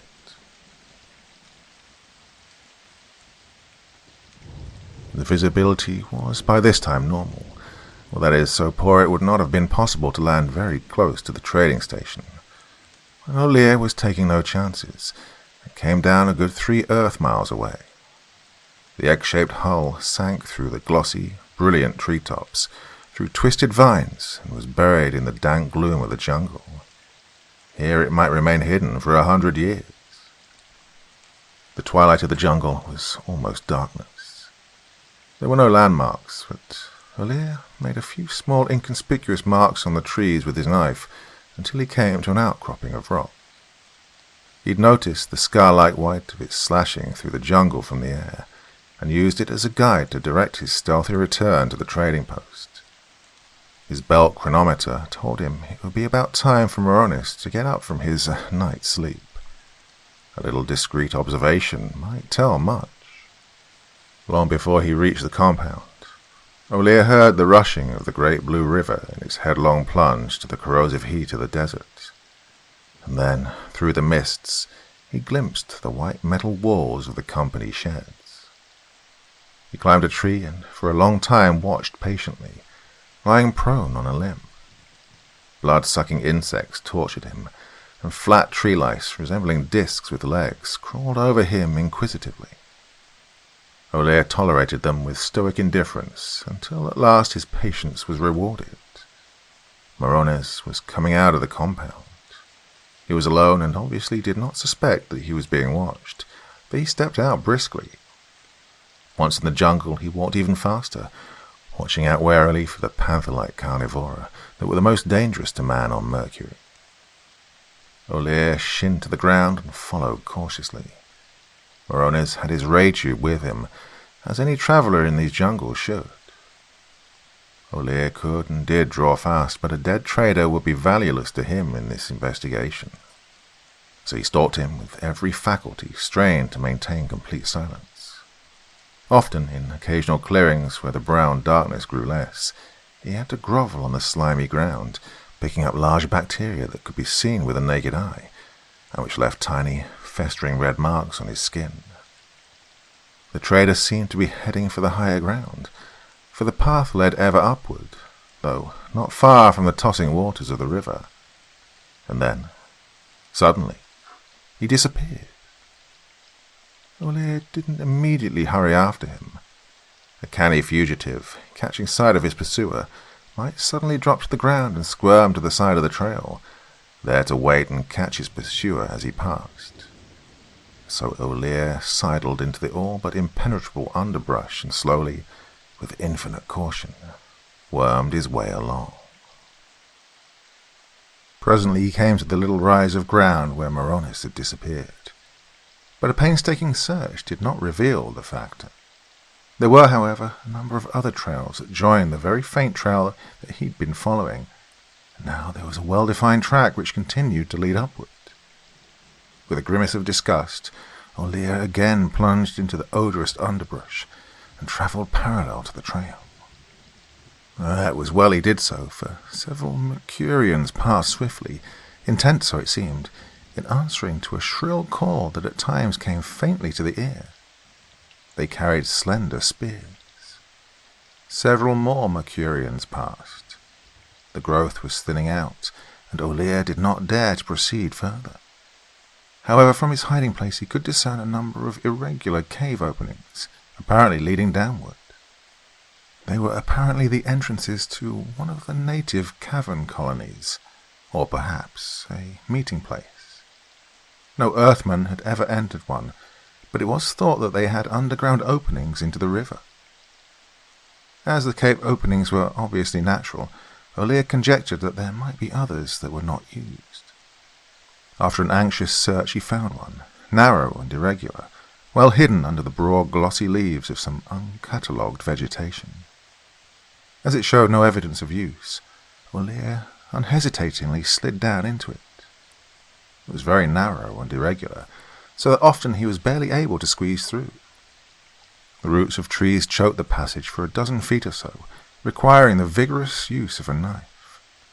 Bathed in sweat, his uniform a filthy mass of rags, Olia at last saw light. The passage ended abruptly near the roof of a large natural cavern. Lights glistened on stalactites which cut off Olia's larger view, and voices came from below. By craning his neck, the officer could look between the pendant icicles of rock and see a fire burning on a huge oblong block of stone. Figures were sitting on the floor around this block, hundreds of Mercurians. The leaping flames made their white and green faces and bodies look frog-like and less human than usual. But the figure that dominated the whole assemblage, both by its own hugeness and the magnetic power that flowed from it, was not of Mercury, but of Pluto. For the benefit of those who have never seen a stuffed Plutonian in our museums, and they are very rare, let me refer you to the pious books still to be found in ancient library collections. The ancients personified their fears and hates in a being they called the devil. The resemblance between the devil of their imagination and a Plutonian is really astounding. Horns, hooves, tail, almost to the smallest detail, the resemblance is clearly there. Philosophers have written books on the coincidence in appearance of the ancient devil and the modern decadent Plutonians.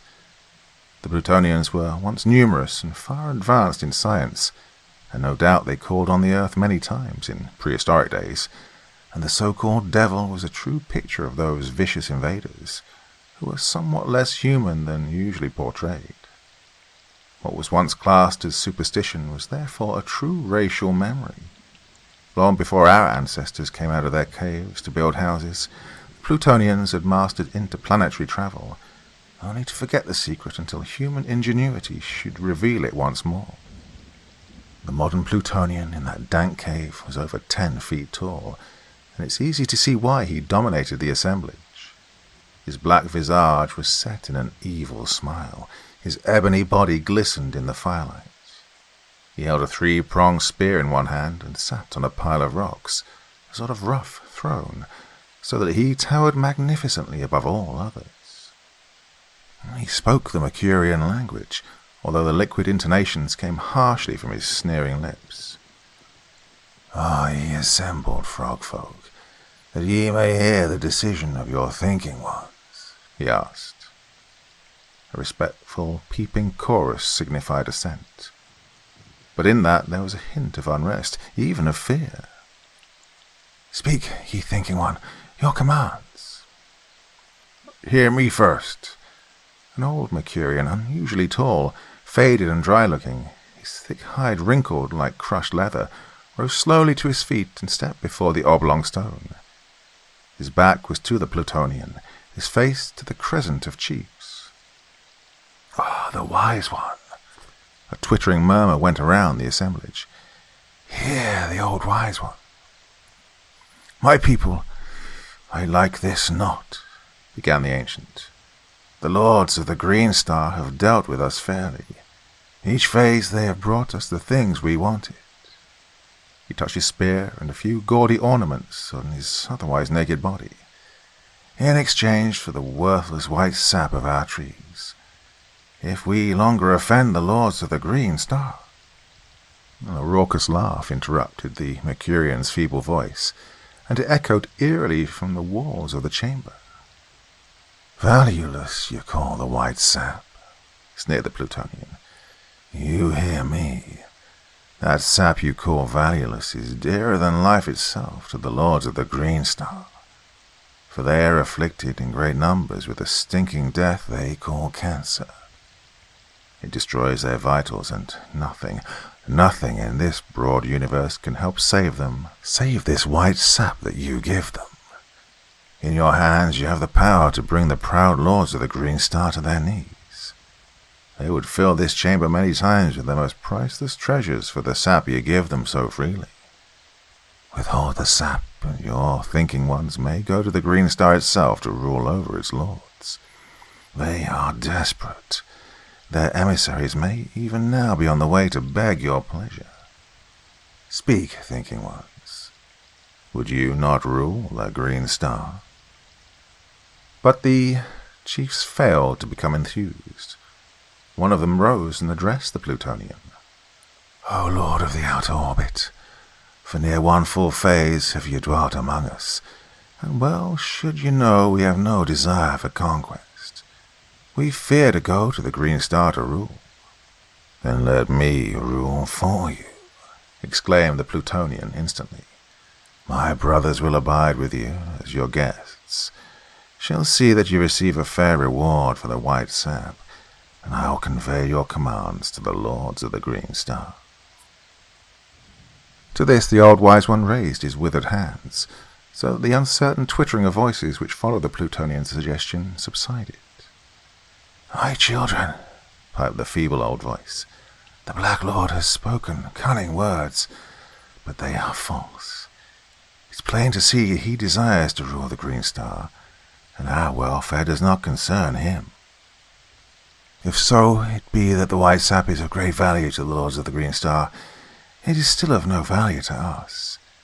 And if the gifts they bring us are of no value to them, they are dear to us." The Plutonian sneered at this. "Dearer than the paste of strange dreams?" A startled hush fell among the assembled Mercurians. They looked guiltily at one another, avoiding the eyes of the old wise one. "What is this?"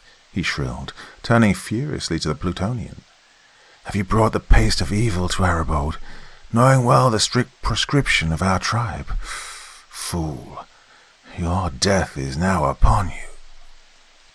But the Plutonian only grinned and spread his glistening black hands in a careless gesture. High overhead, peering through the stalactites, O'Lear instantly understood the Plutonian's strange power, the paste of strange dreams, a fearsome narcotic of that far-swinging dark planet. More insidious and devastating than any drug ever produced on Earth, it had wrought frightful havoc among many solar races.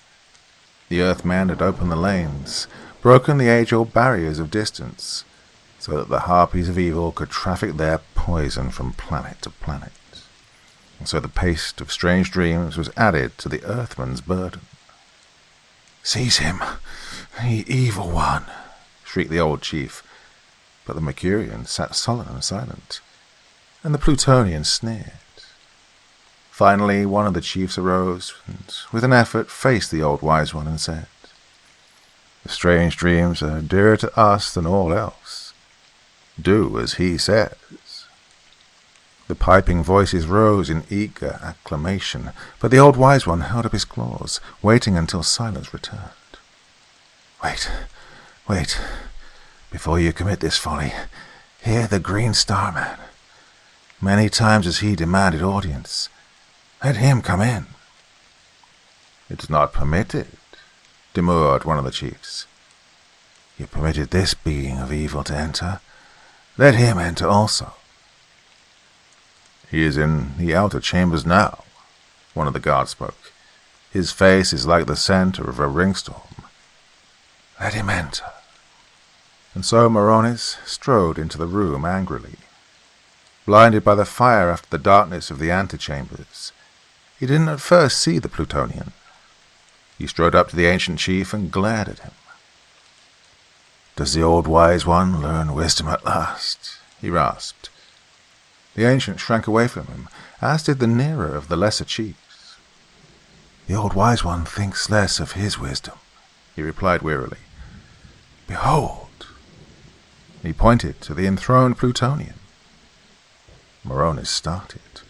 His hand flashed to his side and came away empty. Deft fingers had extracted his ray tube. But he was a man of courage, and never could it be said to his shame that an Earthman cringed in the sight of lesser races. "So, it's you, my friend," he snarled in English. The Plutonian, accomplished linguist, replied, "As you see. Oh, you don't look very happy, Mr. Moronis." Moronis regarded him impassively, his eyes frosty.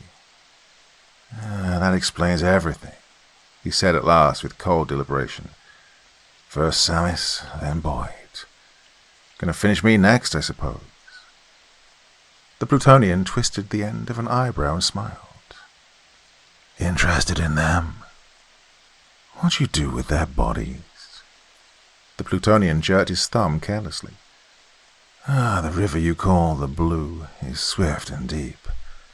But before you follow them, there is certain information I wish to get from you. Where is the soldier who came to visit you?" A crafty light came into Moronis' face. "Oh, he's not far from here, and waiting for me." O'Lear, in his cramped hiding place, could not help feeling a warm glow of admiration for Moronis' nerve, because Moronis thought him well on his way to Earth. "Nargil, what did your master do with the visitor?" "Drove him back to the Green Star," Nargil said promptly. "And the oxygen tanks, did you empty them?" "I let them hiss." Nargil's grin was sharkish. "News to you, eh, Moronis? Your officer's corpse has probably dropped into the sun by this time. Tell me, why did you drive him off?" Moronis sagged perceptibly. "To gain a little more time," he said truthfully. "I knew I should be blamed and ruined for life. I didn't know you were here, damn you.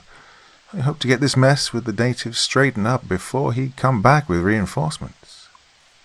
"Yes, well, you owe some months of life already. Your presence here has been more or less embarrassing, but I had to let you live or I'd have the whole IFP here to investigate. Now that you've failed in keeping them from getting interested, you may do me one more service." The black giant then grinned. "I often wondered at the Earthman's prestige all over the solar system. Even tonight, soft and helpless as you are, these natives fear you. You will, therefore, be an object lesson in the helplessness of Earthmen." Moronis was pale but courageous. With contempt in every line of him, he watched some of the less frightened chiefs, at the command of the Plutonian, push aside some of the blazing blocks of fungus on the stone to make room for his body. At last he raised his hand. "Frogfolk," he cried, "if you do this thing, the Lords of the Green Star will come. They'll come with fires hotter than the sun, and they'll blast your rivers with a power greater than the thunder of the ringstorms. They'll fill your caves with a purple smoke that turns your bones to water." Shrill cries of fear almost drowned out his words. All the Mercurians had seen evidence of the dreadful power of the Earthmen. They began milling around, and then stood rooted by the roar of the Plutonian's voice. "Lies, all lies," he bellowed. "See, they are weak as eglets."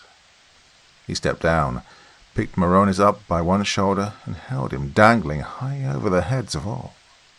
Moronis clawed and tore at the brawny arm, but he made a ludicrous picture.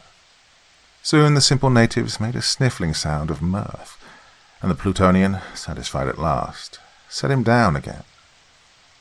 "He tells the truth," the old wise one had climbed to the top of the stone block. "The lords of the Green Star have their power, not in their bodies, but it is great.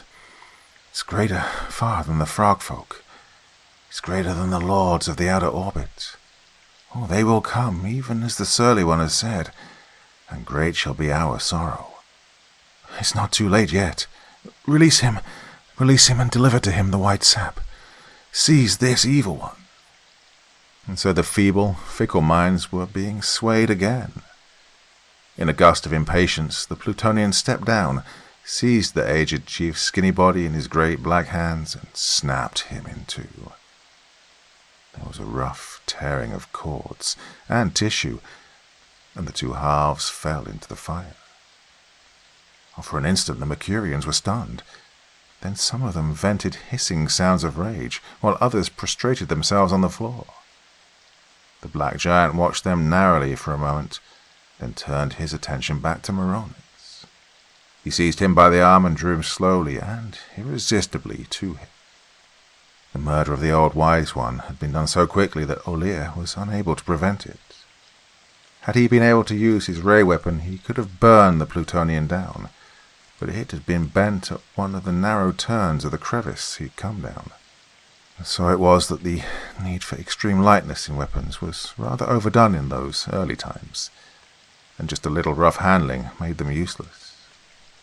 So now Olir, weaponless except for the service knife at his belt, began the hazardous undertaking of climbing among the stalactites to a position approximately above the Plutonian's head. This job required judgment. Some of the stone masses were insecurely anchored and would crash down at the slightest touch. Some were spaced so closely together he couldn't get between them, but others were so far apart it was difficult to get from one to another. Yet he made it somehow, and, unnoticed, for all eyes were being turned on the tense drama being enacted below. From almost directly overhead, he saw Moronis being drawn upward.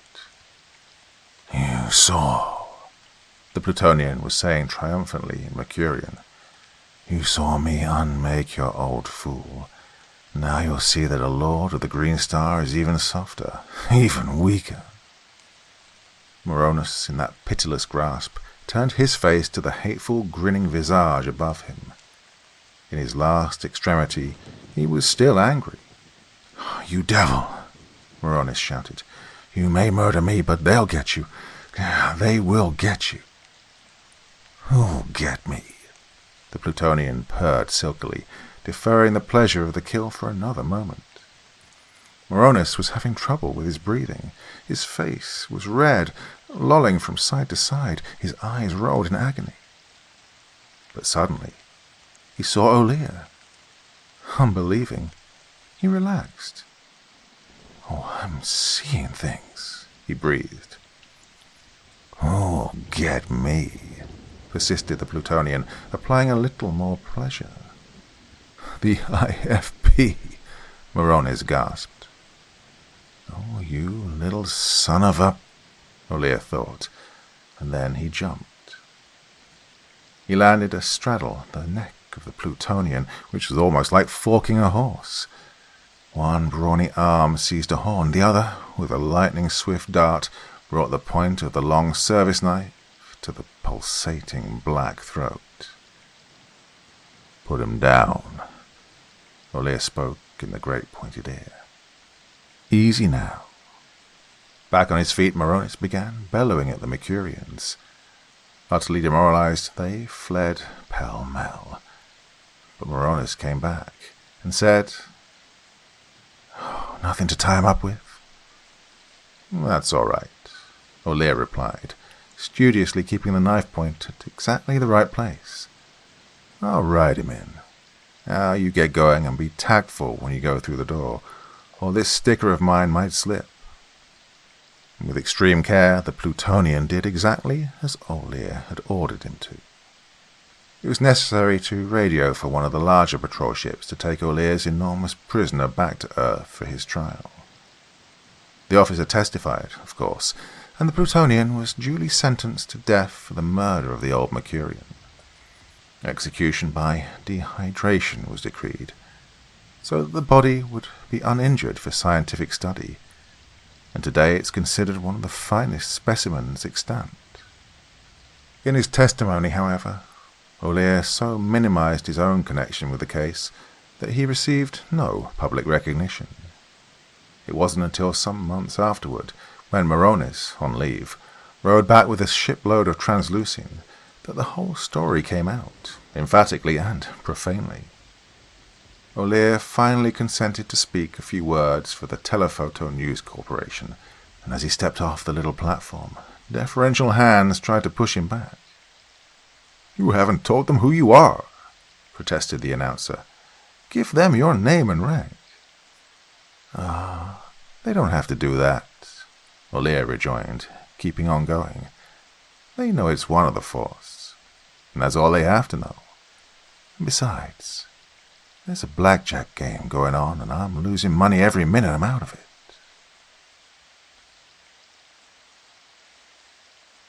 The gate to Zora. He sat in a small, half-darkened booth, well over in the corner, the man with the strangely glowing blue-green eyes. The booth was one of a score that circled the walls of the Maori Hut, a popular nightclub in the San Fernando Valley some 5 miles over the hills from Hollywood. It was nearly midnight. Half a dozen couples danced lazily in the central dancing space.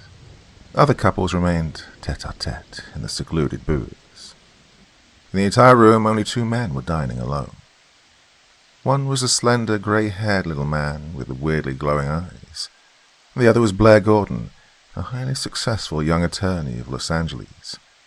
Both men had the unmistakable air of waiting for someone.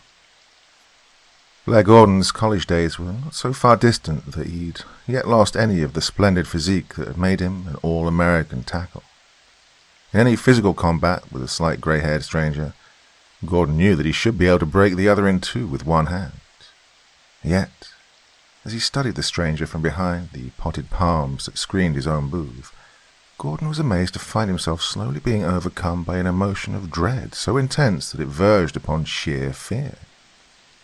There was something indescribably alien and utterly sinister in that dimly seen figure in the corner booth. The faint, eerie light that glowed in the stranger's deep-set eyes was not the lambent flame seen in the chatoyant orbs of some night-prowling jungle beast.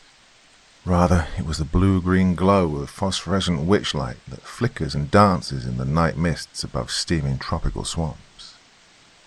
The stranger's face was classically perfect in its rugged outline as that of a Roman war god, yet those perfect features seemed utterly lifeless.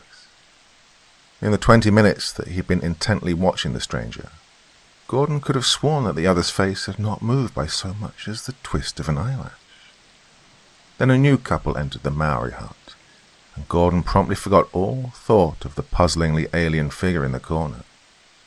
The new arrivals were a vibrantly beautiful blonde girl and a plump, sallow-faced man in the early 40s. The girl was Leah Keith, Hollywood's latest screen sensation, and the man was Dave Redding, her director. A waiter seated Leah and her escort in a booth directly across the room from that of Gordon. It was a maneuver for which Gordon had tipped lavishly when he first came to the hut. A week ago, Leah Keith's engagement to Blair Gordon had been abruptly ended by a trivial little quarrel that 2 volatile temperaments had fanned into flames which apparently made reconciliation impossible. A miserably lonely week had finally ended in Gordon's present trip to the Maori hut. He knew that Leah often came here, and he had an overwhelming longing to at least see her again, even though his pride forced him to remain unseen. Now, as he stared glumly at Leah through the palms that effectively screened his own booth, Gordon heartily regretted that he'd ever come. The sight of Leah's clear, fresh beauty merely made him realize what a fool he'd been to let that ridiculous little quarrel come between them. Then, with a sudden tingling thrill, Gordon realized that he was not the only one in the room who was interested in Leah and her escort. Over in the half-darkened corner booth, the eerie stranger was staring at the girl with an intentness that made his weird eyes glow like miniature pools of shimmering blue-green fire. Again, Gordon felt that vague impression of dread, as though he were in the presence of something utterly alien to all human experience. Gordon turned his gaze back to Leia, then caught his breath sharply in sudden amazement. The necklace about Leia's throat was beginning to glow with the same uncanny blue-green light that shone in the stranger's eyes. Faint, yet unmistakable, the shimmering radiance pulsed from the necklace in an aura of nameless evil. And with the coming of that aura of weird light around her throat, a strange trance was swiftly sweeping over Leia. She sat there now as rigidly motionless as some exquisite statue of ivory and jet. Gordon stared at her in stark bewilderment. He knew the history of Leia's necklace. It was merely an oddity and nothing more, a freak piece of costume jewelry made from fragments of Arizona meteorite. Leia had worn the necklace a dozen times before without any trace of the weird phenomena that was now occurring. Dancers again thronged the floor to the blaring music, while Gordon was still trying to force his whirling brain into a decision. He was certain that Leia was in deadly peril of some kind, yet the nature of that peril was too bizarre for his mind to imagine. Then the stranger with the glowing eyes took matters into his own hands. He left his booth and began threading his way through the dancers toward Leia. As he watched the progress of that slight grey-haired figure, Gordon refused to believe the evidence of his own eyes. The thing was too utterly absurd, and yet Gordon was positive that the strong oak floor of the dancing space was visibly swaying and creaking beneath the stranger's mincing tread. The stranger paused at Leia's booth only long enough to utter a brief, low-voiced command. Then Leia, still in the grip of that strange trance, rose obediently from her seat to accompany him. Dave Redding rose angrily to intercept her. The stranger seemed to barely brush the irate director with his fingertips, and yet Redding reeled back as though struck by a pile driver. Leia and the stranger started for the door. Redding scrambled to his feet again and hurried after them. It was only then that Gordon finally shook off the stupor of utter bewilderment that had held him. Springing from his booth, he rushed after the trio. The dancers in his way delayed Gordon momentarily. Leia and the stranger were already gone when he reached the door. The narrow little entrance hallway to the hut was deserted, save for a figure sprawled there on the floor near the outer door. It was the body of Dave Redding. Gordon shuddered as he glanced briefly down at the huddled figure. A single mighty blow from some unknown weapon had crumpled the director's entire face in, like the shattered shell of a broken egg. Gordon charged on through the outer door just as a heavy sedan came careening out of the parking lot. He had a flashing glimpse of Leia and the stranger in the front seat of that big car. Gordon then raced for his own machine, a powerful, low-slung roadster. A single vicious jab at the starting button, and the big motor leaped into roaring life. Gordon shot out from the parking lot onto the main boulevard. 100 yards away, the sedan was fleeing toward Hollywood. Gordon tramped hard on the accelerator, his engine snarled with the unleashed fury of 100 horsepower. The gap between the two cars was swiftly lessening. Then the stranger seemed to become aware for the first time that he was being followed. The next second, the big sedan accelerated with the hurtling speed of a flying bullet. Gordon sent his own foot nearly to the floor. The roadster jumped to 80 miles an hour, and yet the sedan continued to leave it remorselessly behind. Two cars started up the northern slope of Cahuenga Pass, with the sedan nearly 200 yards ahead, and gaining all the time. Gordon wondered briefly if they were to flash down the other side of the pass and on into Hollywood at their present mad speed. Then, at the summit of the pass, the sedan swerved abruptly to the right and fled west along the Mulholland Highway. Gordon's tire screamed as he swerved the roadster in hot pursuit. The dark, winding mountain highway was nearly deserted at that hour of the night, save for an occasional automobile that swerved frantically to the side of the road to dodge the roaring onslaught of the racing cars. Gordon and the stranger had the road to themselves. The stranger seemed no longer to be trying to leave his pursuer hopelessly behind. He allowed Gordon to come within 100 yards of him, but that was as near as Gordon could get, in spite of the roadster's best efforts. Half a dozen times Gordon trod savagely upon his accelerator in a desperate attempt to close the gap, but each time the sedan fled with the swift grace of a scudding phantom. Finally, Gordon had to content himself with merely keeping his distance behind the glowing red taillight of the car ahead. They passed Laurel Canyon, and still the big sedan bored on to the west. Then, finally, half a dozen miles beyond Laurel Canyon, the stranger abruptly left the main highway and started up a narrow private road to the crest of one of the lonely hills. Gordon slowly gained in the next 2 miles. When the road ended in a winding gravel driveway into the grounds of what was apparently a private estate, the roadster was scarcely a dozen yards behind. The stranger's features as he stood there stiffly in the vivid glare of the roadster's headlights were still as devoid of all expression as ever. The only things that really seemed alive in that mask of a face were the 2 eyes, glowing eerie blue-green fire like twin entities of an alien evil. Gordon wasted no time in verbal sparring. He motioned briefly to Leia Keith's rigid form in the front seat of the sedan. "Miss Keith is returning to Hollywood with me," he said curtly. "Will you let her go peaceably, or shall I—" He left that question unfinished, but its threat was obvious. "Or you shall do what?" asked the stranger quietly. There was an oddly metallic ring in his low, even tones. His words were so precisely clipped that they suggested some origin more mechanical than human.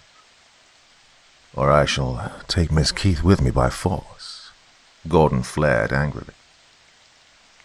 "You can try to take the lady by force, if you wish." There was an unmistakable jeering note in those metallic tones. The taunt was the last thing needed to unleash Gordon's volatile temper. He stepped forward and swung a hard left hook at that expressionless mask of a face. But the blow never landed. The stranger dodged it with uncanny swiftness. His answering gesture seemed merely the gentlest possible push with an outstretched hand, and yet Gordon was sent reeling backward a full dozen steps by the terrific force of that apparently gentle blow. Recovering himself, Gordon grimly returned to the attack. The stranger again flung out one hand in the contemptuous gesture which one would brush away a troublesome fly, but this time Gordon was more cautious. He neatly dodged the stranger's blow, then swung a vicious right squarely for his adversary's unprotected jaw. The blow smashed solidly home with all of Gordon's weight behind it. The stranger's jaw buckled and gave beneath that shattering impact. Then abruptly his entire face crumpled into distorted ruin. Gordon staggered back a step in sheer horror at the gruesome result of his blow. The stranger then flung up a hand to his shattered features. When his hand came away again, his whole face came away with it. Gordon had one horror-stricken glimpse of a featureless blob of rubbery bluish-grey flesh in which fiendish eyes of blue-green fire blazed in malignant fury. And then the stranger fumbled at his collar, ripping the linen swiftly away. Something lashed out from beneath his throat, a loathsome, snake-like object, slender and forked at the end. For one ghastly moment, as the writhing tentacles swung into line with him, Gordon saw its forked ends glow with strange fire. One a vivid blue, the other a sparkling green. And then the world was abruptly blotted out for Blair Gordon. Consciousness returned to Gordon as swiftly and painlessly as it had left him. For a moment he blinked stupidly in a dazed effort to comprehend the incredible scene before him. He was seated in a chair, over near the wall of a large room that was flooded with livid red light from a single globe overhead. Beside him sat Leia Keith, also staring with dazed eyes in an effort to comprehend her surroundings. Directly in front of them stood a figure of stark nightmare horror. The weirdly glowing eyes identified the figure as that of the stranger at the Maori hut. But there every point of resemblance ceased. Only the cleverest of facial masks and body padding could have ever enabled this monstrosity to pass unnoticed in the world of normal human beings. And now that disguise was completely stripped away.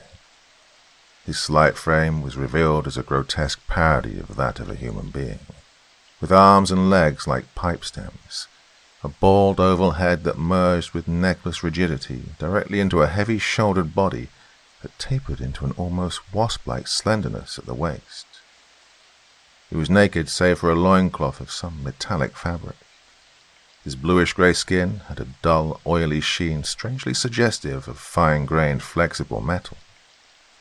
The creature's face was hideously unlike anything human. Beneath the glowing eyes was a small circular mouth orifice with a cluster of gill-like appendages on either side of it. Patches of lighter-coloured skin on either side of the head seemed to serve as ears. From a point just under the head, where the throat of a human being would have been, dangled the 1.5-foot-long tentacle whose forked tip had sent Gordon into oblivion. Behind the creature, Gordon was dimly aware of a maze of complicated and utterly unfamiliar apparatus ranged along the opposite wall, giving the room the appearance of being a laboratory of some kind. Gordon's obvious bewilderment seemed to amuse the bluish-grey monstrosity.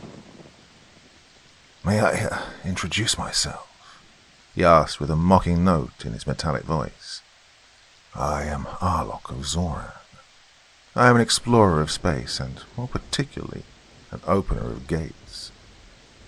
My home is upon Zoran, which is one of the 11 major planets that circle about the giant blue-white sun that your astronomers call Rigel. I am here to open the gate between your world and mine." Gordon placed a reassuring hand over Leia. All memory of their quarrel was obliterated in the face of their present peril. He felt her slender fingers twined firmly with his. Warm contact gave both of them new courage. "We of Zoran need your planet and intend to take possession of it," Arlok continued. "But the vast distance which separates Rigel from your solar system makes it impracticable to transport any considerable number of our people here in space cars, for though our space cars travel with practically the speed of light, it requires over 540 years for them to cross that great void. So I was sent as a lone pioneer to your Earth to do the necessary work here in order to open the gate that would enable Zoran to cross the barrier in less than a minute of your time.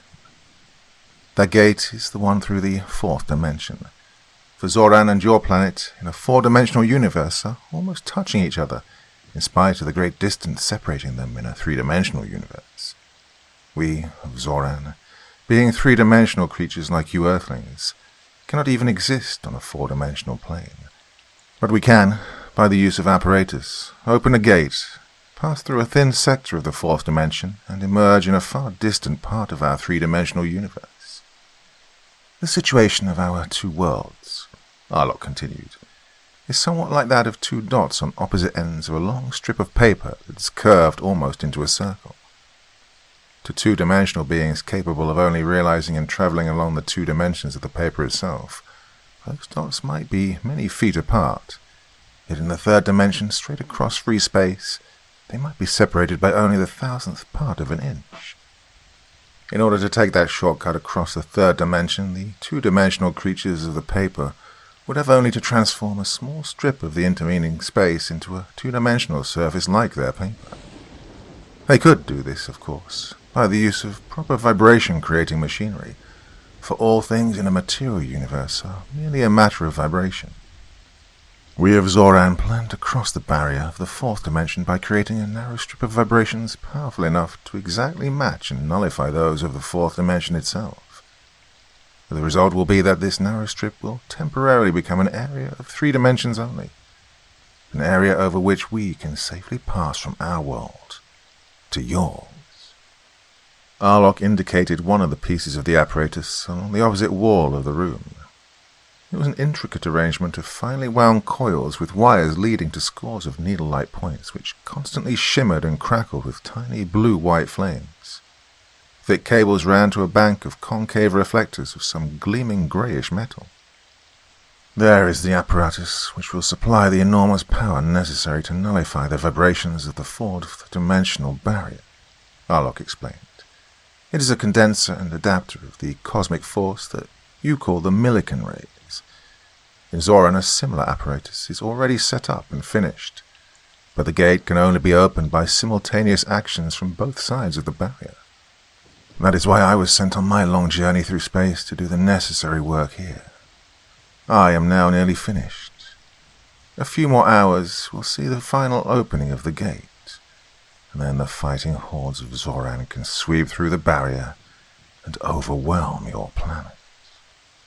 When the gate from Zoran to a new planet is first opened, Arlok continued, our scientists always like to have at least one pair of specimens of the new world's inhabitants sent through to them for experimental use. So tonight, while waiting for one of my final castings to cool, I improved the time by making a brief raid upon the place you call the Maori hut.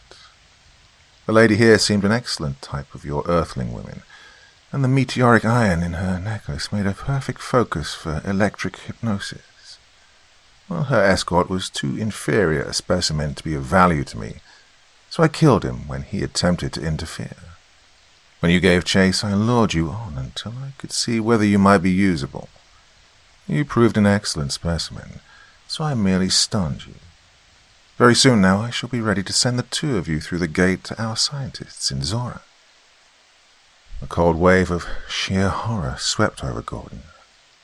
It was impossible to doubt the stark and deadly menace promised in the plan of this grim visitor from an alien universe, a menace that loomed not only for Gordon and Leia, but for the teeming millions of a doomed and defenseless world.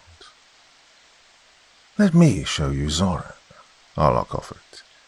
Then you may be better able to understand. He turned his back carelessly upon his two captives and strode over to the apparatus along the opposite wall. Gordon longed to hurl himself upon the unprotected back of the retreating Zoranian, but he knew that any attempt of that kind would be suicidal. Arlok's deadly tentacle would strike him down before he was halfway across the room. He searched his surroundings with desperate eyes for anything that might serve as a weapon. Then his pulse quickened with sudden hope. There on a small table near Leia was the familiar bulk of a .45 caliber revolver, loaded and ready for use. It was included in a miscellaneous collection of other small earthly tools and objects that Arlok had apparently collected for study. There was an excellent chance that Leia might be able to secure the gun unobserved. Gordon pressed her fingers in a swift attempt at signaling, then jerked his hand ever so slightly toward the table. A moment later, the quick answering pressure of Leia's fingers told him that she'd understood his message. From the corner of his eye, Gordon saw Leia's other hand begin cautiously groping behind her for the revolver. Then, both Gordon and Leia froze into sudden immobility as Arlok faced them again from beside an apparatus slightly reminiscent of an earthly radio set. Arlok threw a switch, and a small bank of tubes glowed pale green. A yard-square plate of bluish-grey metal on the wall above the apparatus glowed with milky fluorescence. It is easy to penetrate the barrier with light waves, Arlok explained. That is a gate that can readily be opened from either side. It was through it that we first discovered your Earth. Arlok then threw a rheostat on to more power. The luminous plate cleared swiftly. And there, Earthlings, is Zora, Arlok proclaimed proudly. Leia and Gordon gasped in sheer amazement as the glowing plate became a veritable window into another world, a world of utter and alien terror. The livid light of a giant red sun blazed mercilessly down upon a landscape from which every vestige of animal and plant life had apparently been stripped. Naked rocks and barren soil stretched endlessly to the far horizon in a vast monotony of utter desolation. Arlok twirled the knob of the apparatus, and another scene flashed into view. In this scene, great gleaming squares and cones of metal rose in towering clusters from the starkly barren land. Hordes of creatures like Arlok swarmed in and around the metal buildings. Giant machines whirled countless wheels in strange tasks. From 1,000 great needle-like projections on the buildings spurted shimmering sheets of crackling flame, bathing the entire scene in a whirling mist of fiery vapors. Gordon realized dimly that he must be looking into one of the cities of Zora, but every detail of the chaotic whirl of activities was too utterly unfamiliar to carry any real significance to his bewildered brain. He was as hopelessly overwhelmed as a savage would be if transported suddenly into the heart of Times Square. Arlok again twirled the knob. The scene shifted, apparently to another planet. This world was still alive, with rich verdure and swarming millions of people strangely like those of Earth. But it was a doomed world. The dreaded gate to Zoran had already been opened here. Legions of bluish-grey Zoronians were attacking the planet's inhabitants, and the attack of those metallic hosts was irresistible. The slight bodies of the Zoranians seemed as impervious to bullets and missiles as though armor-plated. The frantic defense of the beleaguered people of the doomed planet caused hardly a casualty in the Zoranian ranks. The attack of the Zoranians was hideously effective. Clouds of dense yellow fog belched from countless projectors in the hands of these bluish-grey hosts, and beneath that deadly miasma, all animal and plant life on the doomed planet was crumbling, dying and rotting into a liquid slime. And then even the slime was swiftly obliterated, and the Zoranians were left triumphant upon a world starkly desolate. That was one of the minor planets in the swarm that make up the solar system of the sun that your astronomers call Canopus, Arlok explained. Our first task in conquering a world is to rid it of the unclean surface scum of animal and plant life. When this noxious surface mold is eliminated, the planet is then ready to furnish us sustenance, for we Zoranians live directly upon the metallic elements of the planet itself. Our bodies are of a substance of which your scientists have never even dreamed. Deathless, invincible, living metal. Arlok again twirled the control of the apparatus, and the scene was shifted back to the planet of Zora, this time to the interior of what was apparently a vast laboratory. Here scores of Zoranian scientists were working upon captives who were pathetically like human beings of Earth itself, working with lethal gases and deadly liquids as human scientists might experiment upon noxious pests. The details of the scene were so utterly revolting, the tortures that were being inflicted so starkly horrible, that Leia and Gordon sank back in their chairs, sick and shaken. Arlok snapped off a switch, and the green light in the tubes died. That last scene was the laboratory to which I shall send you to presently, he said callously as he started back across the room toward them. Gordon lurched to his feet, his brain a seething whirl of hate in which all thought of caution was gone as he tensed his muscles to hurl himself upon that grim monstrosity from the bleak and desolate realm of Zora. Then he felt Leia tugging surreptitiously at his right hand. The next moment the bulk of something cold and hard met his fingers. It was the revolver. Leia had secured it while Arlok was busy with his interdimensional televisor. Arlok was rapidly approaching them now. Gordon hoped against hope that the menace of that deadly tentacle might be diverted for the fraction of a second necessary for him to get in a crippling shot. Leia seemed to divine his thought. She suddenly screamed hysterically and flung herself on the floor, almost at Arlok's feet. Arlok stopped in obvious wonder and bent over Leia. Gordon took instant advantage of the Zoranian's diverted attention. He whipped the revolver from behind him and fired point-blank at Arlok's unprotected head. The bullet struck squarely, but Arlok barely even staggered. A tiny spot of bluish-grey skin upon his oval skull gleamed faintly for a moment under the bullet's impact. Then the heavy pellet of lead, thoroughly flattened as though it had struck the triple armor of a battleship, dropped spent and harmless to the floor.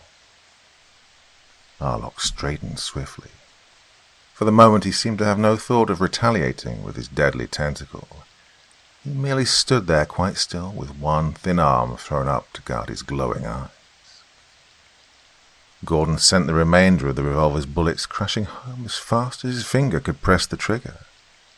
At that murderously short range, the smashing rain of lead should have dropped a charging gorilla. But for all the effects Gordon's shots had upon the Zoranian, his ammunition might as well have been pellets of paper.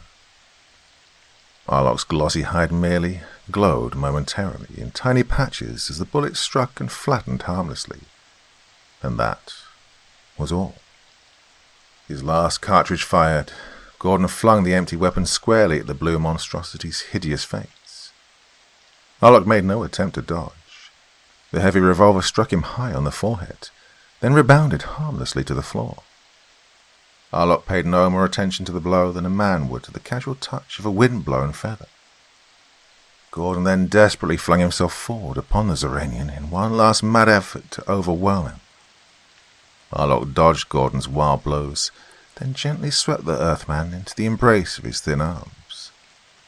For one helpless moment, Gordon sensed the incredible strength and adamantine hardness of the Zoranian's slender figure, together with an overwhelming impression of colossal weight in that deceptively slight body. Then Arlok contemptuously flung Gordon away from him. As Gordon staggered backward, Arlok's tentacle lashed upward and leveled upon him. His twin tips again glowed bright green and livid blue. Instantly, every muscle in Gordon's body was paralyzed. He stood there as rigid as a statue, his body completely deadened from the neck down. Beside him stood Leia, also frozen motionless in that same weird power. "Earthling, you are beginning to try my patience," Arlok snapped. "Can you not realize that I am utterly invincible in any combat with you? The living metal of my body weighs over 1,600 pounds, in your measurements.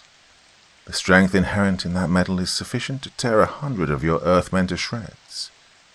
But I don't even have to touch you to vanquish you.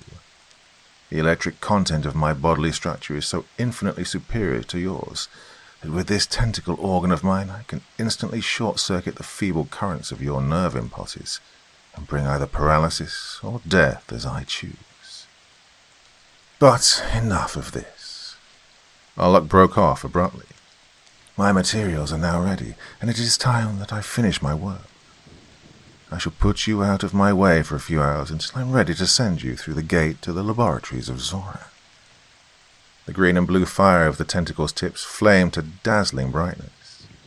The paralysis of Gordon's body swept swiftly over his brain. Black oblivion engulfed him. When Gordon again recovered consciousness, he found he was lying on the floor of what was apparently a narrow hall, near the foot of a stairway. His hands were lashed tightly behind him, and his feet and legs were so firmly pinioned together that he could scarcely move. Beside him lay Leia, also tightly bound. A short distance down the hall was the closed door of Arlok's workroom, recognizable by the thin line of red light gleaming beneath it. Moonlight through a window at the rear of the hall made objects around Gordon fairly clear. He looked at Leia and saw tears glistening on her long lashes. "Oh, Blair, I was afraid you'd never waken again," the girl sobbed. "I thought that fiend had killed you." Her voice was breaking hysterically. "Steady, darling," Gordon said soothingly. "We simply can't give up now, you know. If that monstrosity ever opens that accursed gate of his, then our entire world is doomed. There must be some way to stop him. I've got to find that way and try it, even if it seems only one forlorn chance in a million." Gordon shook his head to clear the numbness still lingering from the effect of Arlok's tentacle. The Zoranian seemed unable to produce a paralysis of any great duration with his weird natural weapon. Accordingly, he'd been forced to bind his captives like two trussed fowls while he returned to his labors. Lying as close together as they were, it was a comparatively easy matter for them to get their bound hands within reach of each other. But after 15 minutes of vain work, Gordon realized that any attempt at untying the ropes was useless. Arlok's prodigious strength had drawn the knots so tight that no human power could ever loosen them. Then Gordon suddenly thought of one thing in his pockets that might help them. It was a tiny cigarette lighter, of the spring trigger type. It was in his vest pocket, completely out of reach of his bound hands. But there was a way out of that difficulty. Gordon and Leia twisted and rolled their bodies like two contortionists, until they succeeded in getting into such a position that Leia was able to get her teeth into the cloth of the vest pocket's edge. A moment of desperate tugging, and the fabric gave way. The lighter dropped from the torn pocket to the floor, where Leia retrieved it. Then they twisted their bodies back to back. Leia managed to get the lighter flaming in her bound hands. Gordon groped in an effort to guide the ropes on his wrists over the tiny, flickering flame. Then there came the faint, welcome odor of smoldering rope, as the lighter's tiny flame bit into the bonds. Gordon bit his lips to suppress a cry of pain as the flame seared into his skin as well. The flame bit deeper into the rope, and a single strand snapped.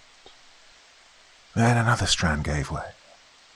To Gordon, the process seemed endless as the flame scorched rope and flesh alike. A long minute of lancing agony that seemed hours, and then Gordon could stand no more. He tensed his muscles in one mighty agonized effort to end the torture of the flame. The weakened rope gave way completely beneath that pain-maddening lunge. Gordon's hands were free. It was now an easy matter to use the lighter to finish freeing himself and Leia. They made their way swiftly back to the window at the rear of the hall. It slid silently upward. Then, a moment later, they were out in the brilliant moonlight. Free! They made their way around to the front of the house. Behind the drawn shades of one of the front rooms, an eerie glow of red light marked the location of Arlok's workroom. They heard the occasional clink of tools inside the room as the Zoranian diligently worked to complete his apparatus. They crept stealthily up to where one of the French windows of Arlok's workroom swung slightly ajar. Through the narrow crevice they could see Arlok's grotesque back as he labored over the complex assembly of the apparatus against the wall. One heavy stone flung through the window would probably wreck that delicate mechanism completely, yet the two watchers knew that such a respite would only be a temporary one. As long as Arlok remained alive on this planet to build another gate to Zoran, Earth's eventual doom was certain. Complete destruction of Arlok himself was Earth's only hope of salvation. The Zoranian seemed to be nearing the end of his labors. He held the apparatus momentarily and walked over to a workbench where he picked up a slender rod-like tool.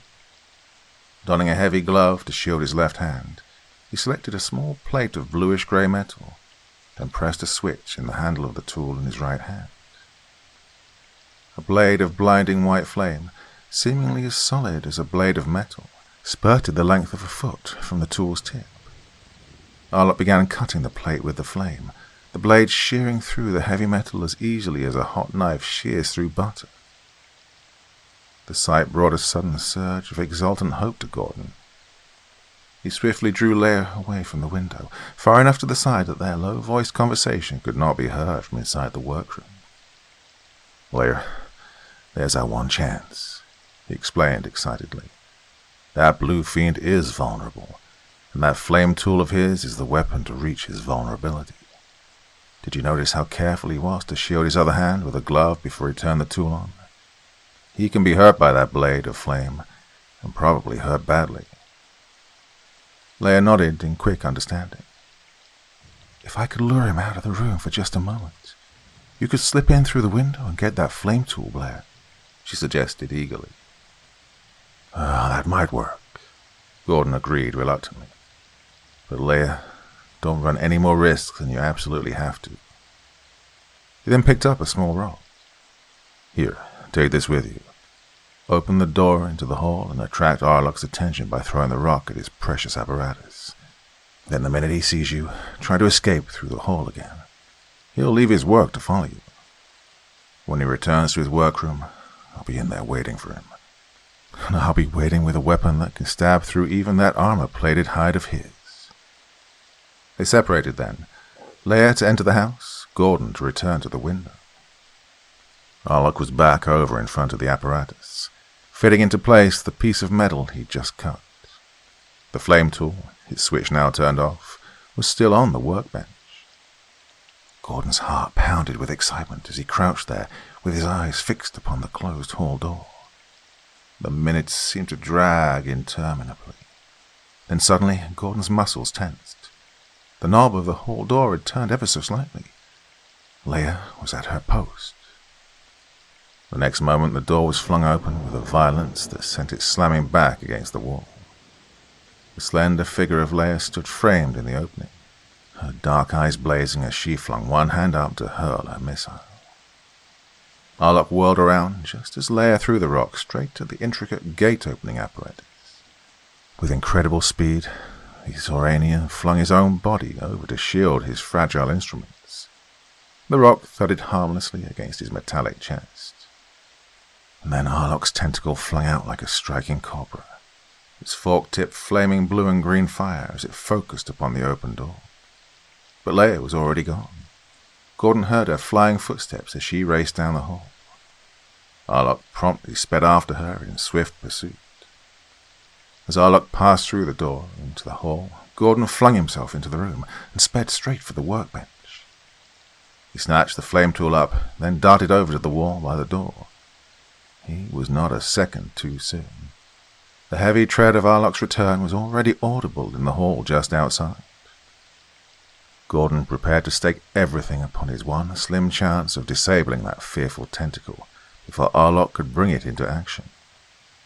He pressed the tiny switch in the flame tool's handle just as Arlok came through the door. Arlok, startled by the glare of the flame tool's blazing blade, whirled toward Gordon, but too late. That thin, searing shaft of vivid flame had already struck squarely at the base of the Zoranian's tentacle. A seething spray of hissing sparks marked the place where the flame bit deeply home.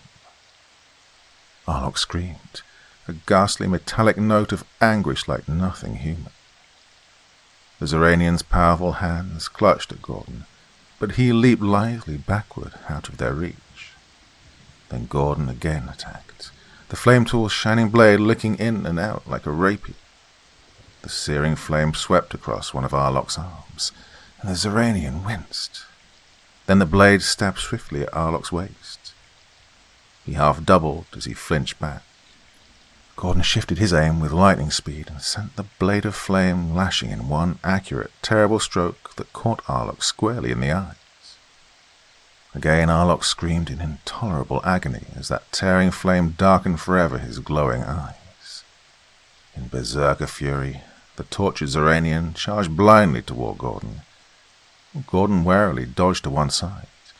Arlok, now sightless and his tentacle crippled, still had enough power in that mighty metallic body of his to tear 100 Earthmen to pieces. Gordon stung Arlok's shoulder with the flame, then desperately leaped just to one side in time to dodge a flailing blow that would have made pulp of his body had it landed. Arlok went stark wild in his frenzied efforts to come to grips with this unseen adversary. Furniture crashed and splintered to kindling wood beneath his threshing feet. Even the stout walls of the room shivered and cracked at the incredible weight of Arlok's body as it carrooned against them. Gordon circled lithely around the crippled blue monstrosity like a timber wolf circling a wounded moose. He began concentrating his attack upon Arlok's left leg. Half a dozen deep slashes with the searing flame, then suddenly the thin leg crumpled and broke, and Arlok crashed helplessly to the floor. Gordon was now able to shift his attack to Arlok's head. Dodging the blindly flailing arms of the Zoranian, he stabbed again and again at that oval-shaped skull. The searing thrusts began to have their effect. Arlok's convulsive movements became slower and weaker. Gordon sent the flame stabbing in a long final thrust in an attempt to pierce through to that alien metal brain. With startling suddenness, the flame burned its way home to some unknown center of life force in the oval skull. There was a brief but appalling gush of bright purple flame from Arlok's eye sockets and mouth orifice, and then his twitching body stiffened. His bluish-grey hide darkened with incredible swiftness into a dull black. Arlok was dead. Gordon, sickened at the grisly ending to the battle, snapped off the flame tool and turned to search for Leia. He found her already standing in the hall door, alive and unhurt. "I escaped through the window at the end of the hall," she explained. "Arlok quit following me as soon as he saw that you too were gone from where he'd left us tied." She shuddered as she looked down at the Zoranian's mangled body. "I saw most of your fight with him, Blair. It was terrible, awful. But Blair, we've won." "Yeah, and now we'll make sure of the fruits of our victory," Gordon said grimly, starting over toward the gate-opening apparatus with the flame tool in his hand. Only a few minutes' work with the shearing blade of flame reduced the intricate apparatus to a mere tangled pile of twisted metal. Arlok, gate-opener of Zoran, was dead, and the gate to that grim planet was now irrevocably closed. "Blair, did you feel it too? That eerie feeling of countless eyes still watching us from Zora?" There was frank awe in Leia's half-whispered question. "You know, Arlok said that they'd watched us for centuries from their side of the barrier. I'm sure they're watching us now. Will they send another opener of gates to take up the work where Arlok failed?" Gordon took Leia into his arms. "Well, I don't know, dear," he admitted gravely. "They may send another messenger, but I doubt it. This world of ours has had its warning, and we'll heed it. The Watchers of Zoran must know that in the 540 years it would take their next messenger to get here, the Earth will have done more than enough to prepare an adequate defense for even Zoran's menace. Well, I doubt if there'll ever again be an attempt made to open the gate of Zoran."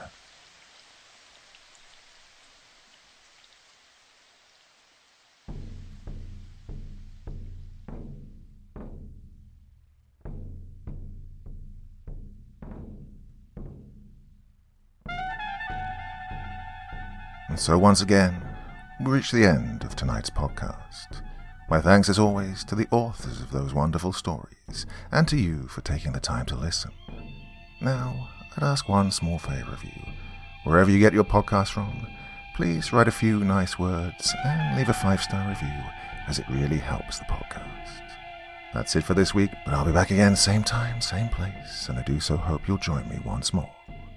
Until next time, sweet dreams and bye-bye.